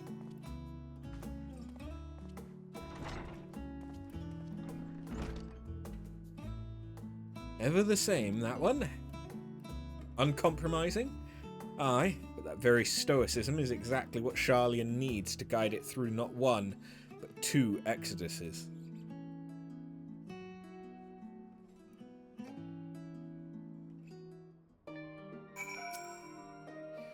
That went rather well, I think. As a child, I dreamed up any number of schemes for getting my hands on those forbidden tomes, and now I can simply walk in through the door. Our focus will be on finding House Demir's research notes, of course, but the thought of so much knowledge at my disposal has me feeling a little giddy.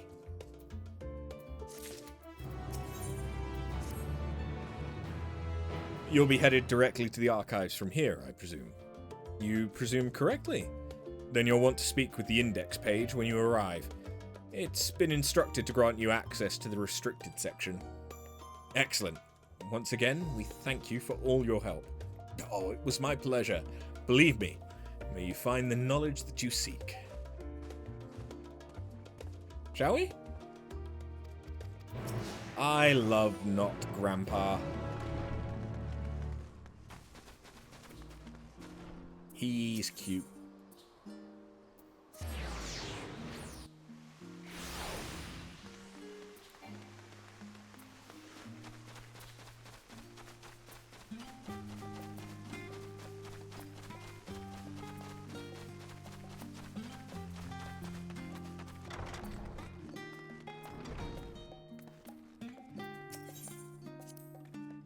To think the set of instructions I laughingly imagined may actually exist, but yarms away from where you found me napping.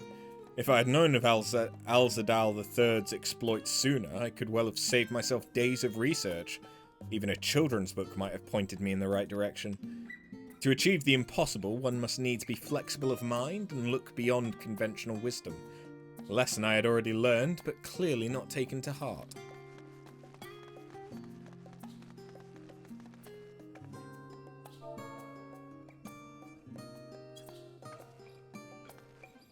Oh? No, there we go.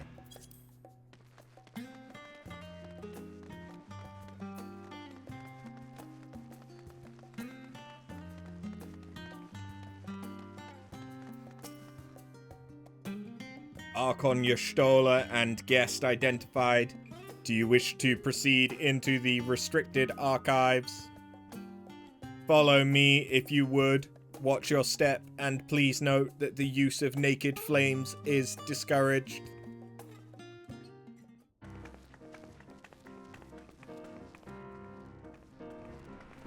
What? Why is this like a dungeon cutscene? This is legitimately how they introduce dungeons. Wait, there's literally... You've got open flames. You discourage the use of them, yet you provide them. If House Demir's notes are to be found anywhere, it will be here. Let us begin.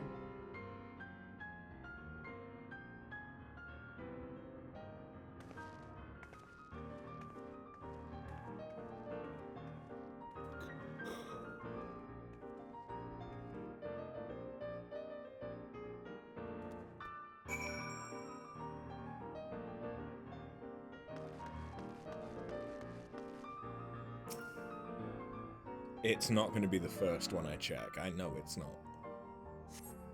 Today, in a world not my own, I met the most beautiful void-born creature. She was so unlike her ravenous brethren, eyes blazing not with hunger but trembling, like a candle's flame, threatening to flicker out at any moment. I wonder if she is even the proper word. Such distinctions seem inconsequential, insignificant even. All that matters is the love I feel for this exquisite, transcendent being. Though you're tempted to read more, this doesn't seem to be the volume you're seeking.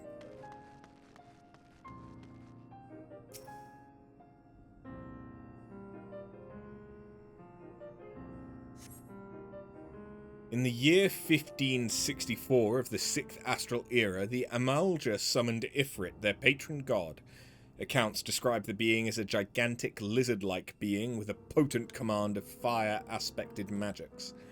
If we consider that primal summoning is an act fueled by faith and prayer, it is unsurprising, if not expected, that the resulting deiform entity should manifest the appearance and powers with which it is attributed by its worshippers. What then might emerge from the ether should one who believes in an almighty omniscience attempt the same ritual? Would the scholar himself grace us with his presence? Some other embodiment of divine sagacity? Could this man-made god truly be all-knowing? And if it were, whence would such knowledge arise? I myself have many questions concerning the nature of the ancient world. With no spell to transport me back to the days of old, could I instead summon a being possessed of encyclopedic wisdom of every age? Yet with no means to verify its pronouncements, how could one be certain they were true? Though your mind spins with the possibilities discussed therein, this doesn't seem to be the volume you're looking for.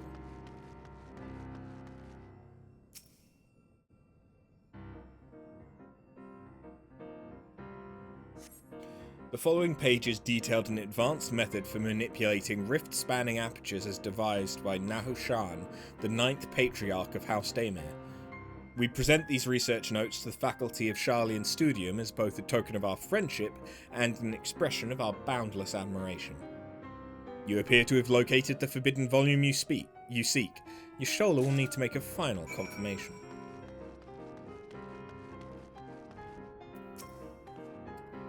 Have something you'd like to show me, do you? My apologies. I flipped open but a single book and was completely absorbed by its contents.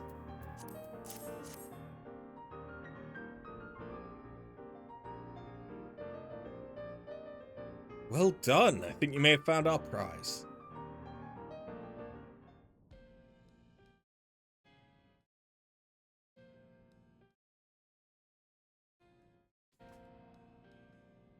Yeah, pretty book. Yes, the ether signature is unmistakable. I've felt the traces of House Daemir's resonance many times at the Great Work.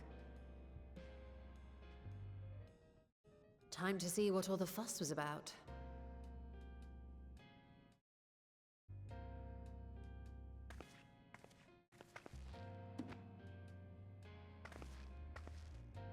It's kind of like a peacock design. Although, to be fair, peacocks are quite prominent in Thavnair, I suppose. Atmos. Among the ranks of the Void Sent, there exist entities with the power to call forth their brethren from beyond. The species known as Atomos, however, is uniquely prodigious in this regard. From its distended maw, it can expel an endless procession of void-born creatures. A talent which sorely tested the Radiant Host in its battles against these abominations.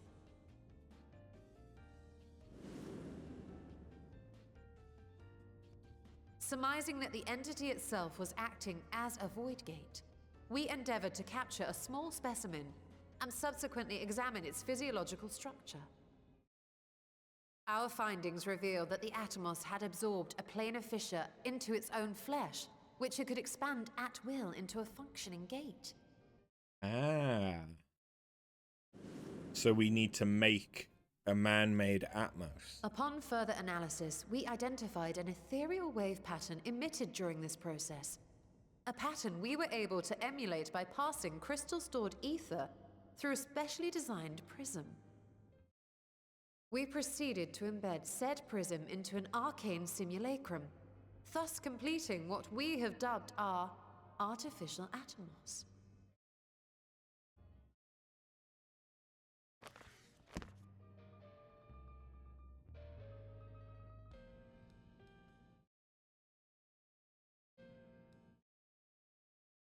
How could I have been so blind to the possibilities? This species, not to mention its ability to summon void scent, has been discussed among academics for years now. Just before the advent of the 7th Umbral Calamity, we received reports of Atomos sightings from every corner of Eorzea. Surely you've at least heard the tales.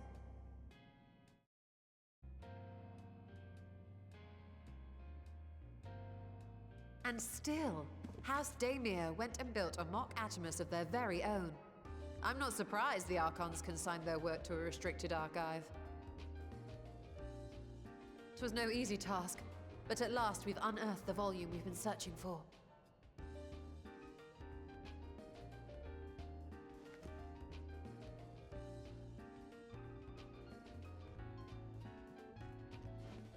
I'd be lying if I said I wasn't tempted to stay longer. See what other forbidden titles might be lurking on these shelves. You can come back. But that would be abusing the very special privilege we've been granted now, wouldn't it? Better not.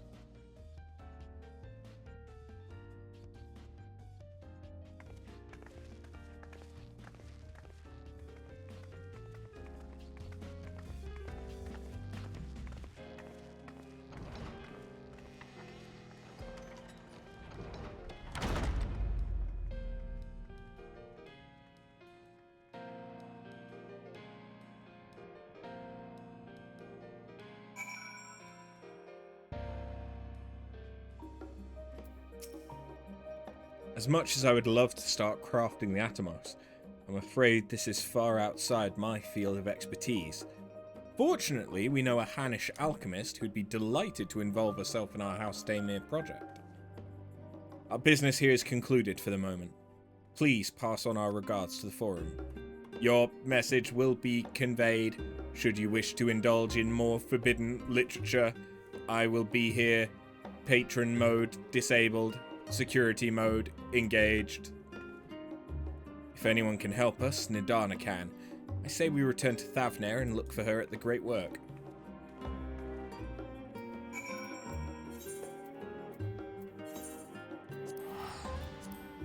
Right. I think once I finish up this quest, that'll be where I end it for today. Because I'm getting sleepy.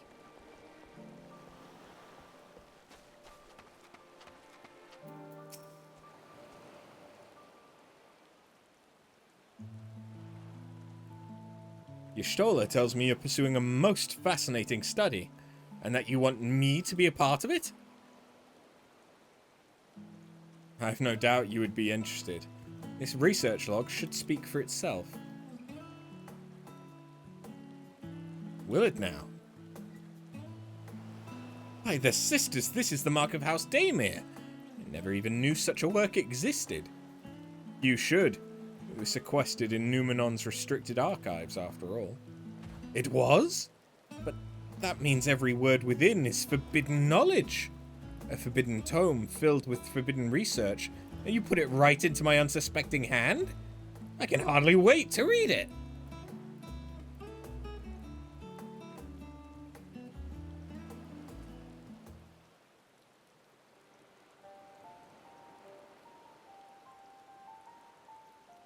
To think that Daemir were developing such marvelous techniques so long ago. How many innovations have been lost over the centuries, I wonder. Now that you've glanced over the notes, what say you to helping us build a new mock Atomos? I say yes, 1,000 times yes. Work on a Daemir project that had even the redoubtable scholars of Sharlayan trembling in their sandals? No alchemist of the Great Work could resist. You're a woman after my own heart. Oh, I suppose I should ask, what do you mean to do with this big-mouthed simulacrum once we've built it? So, there's a secret void gate, and it's sealed in the ruins at the bottom of the bounty. Today is a day of revelations indeed. If the purpose of our mad-made Atomos is to expand this hidden portal, then I'll need to see it for myself, I think. Manipulating rift-spanning apertures is not the sort of thing you want to attempt without first taking into account stuff. Then by all means accompany us to the vault. I plan to lead us back there shortly, once we've finished gathering the components I require.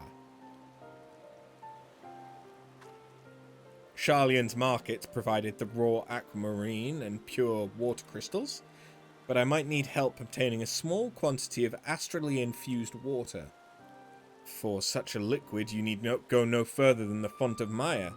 The ascetics of old once favoured the place for their meditations, and the water which pools there now is known to enliven the flow of ether. That sounds perfect. If you'd be so kind as to fill a flask at the pool, I'll petition Vritra to join us. The idea I have in mind won't amount to much without his authority to command the Void Gate. Shall we be about it then? We meet back here anon.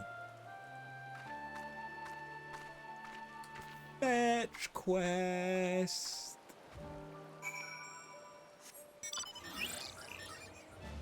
Fetch quest.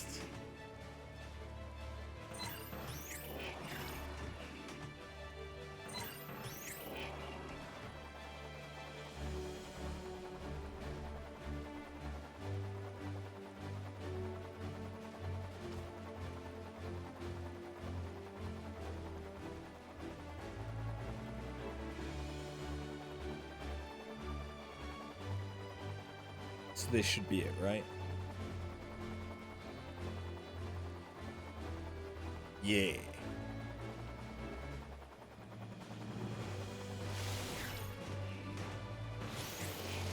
Does this have a different form underwater? I didn't think to check. No. Okay. It would have been nice if it did, but it makes sense that it doesn't.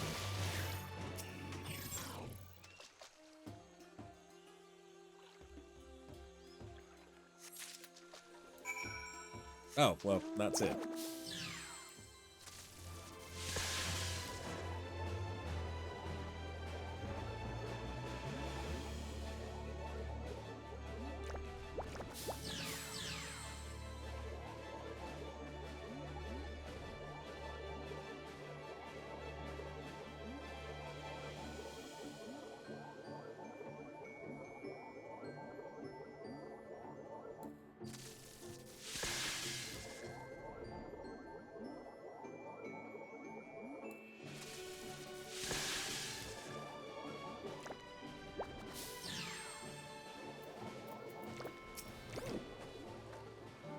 Do you have that flask for me?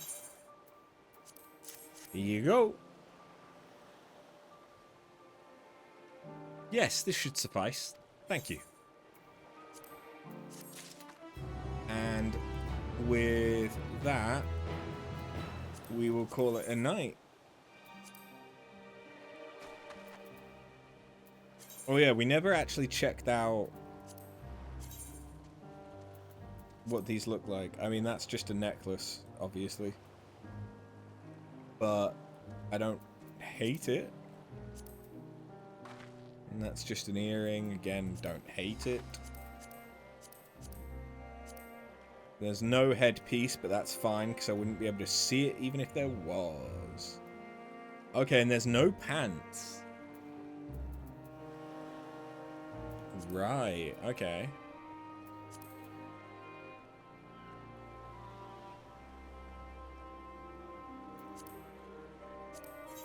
Like I said, it seemed quite hobbity.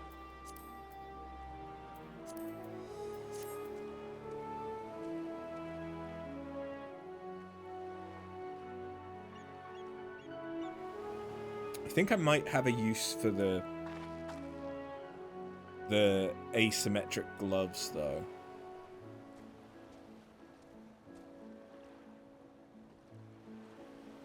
And the red and black doesn't look bad. You know what? This could actually be quite nice for a Viper glam, now that I think about it. Yeah. But that is going to be where we call it for today. Ugh. But we will do the... Well, we'll at least start the Alliance Raids quest line tomorrow. I I mean, it's going to depend how long the story bits take us, but I'm hoping that more of it is voiced, which appears to be what's going on, at least for the MSQ. A lot of stuff has been voiced, more than I think was voiced in previous MSQ sections. So I don't mind if they're voiced, if stuff takes a little bit longer, because I'm not having to do anything. So yeah, we'll get that started. It'll depend how long it takes to then queue in, but it's, I don't know. There should be some people doing it. But yeah, thank you very much for watching, and I'll catch you tomorrow. Hopefully, have a good one. Later.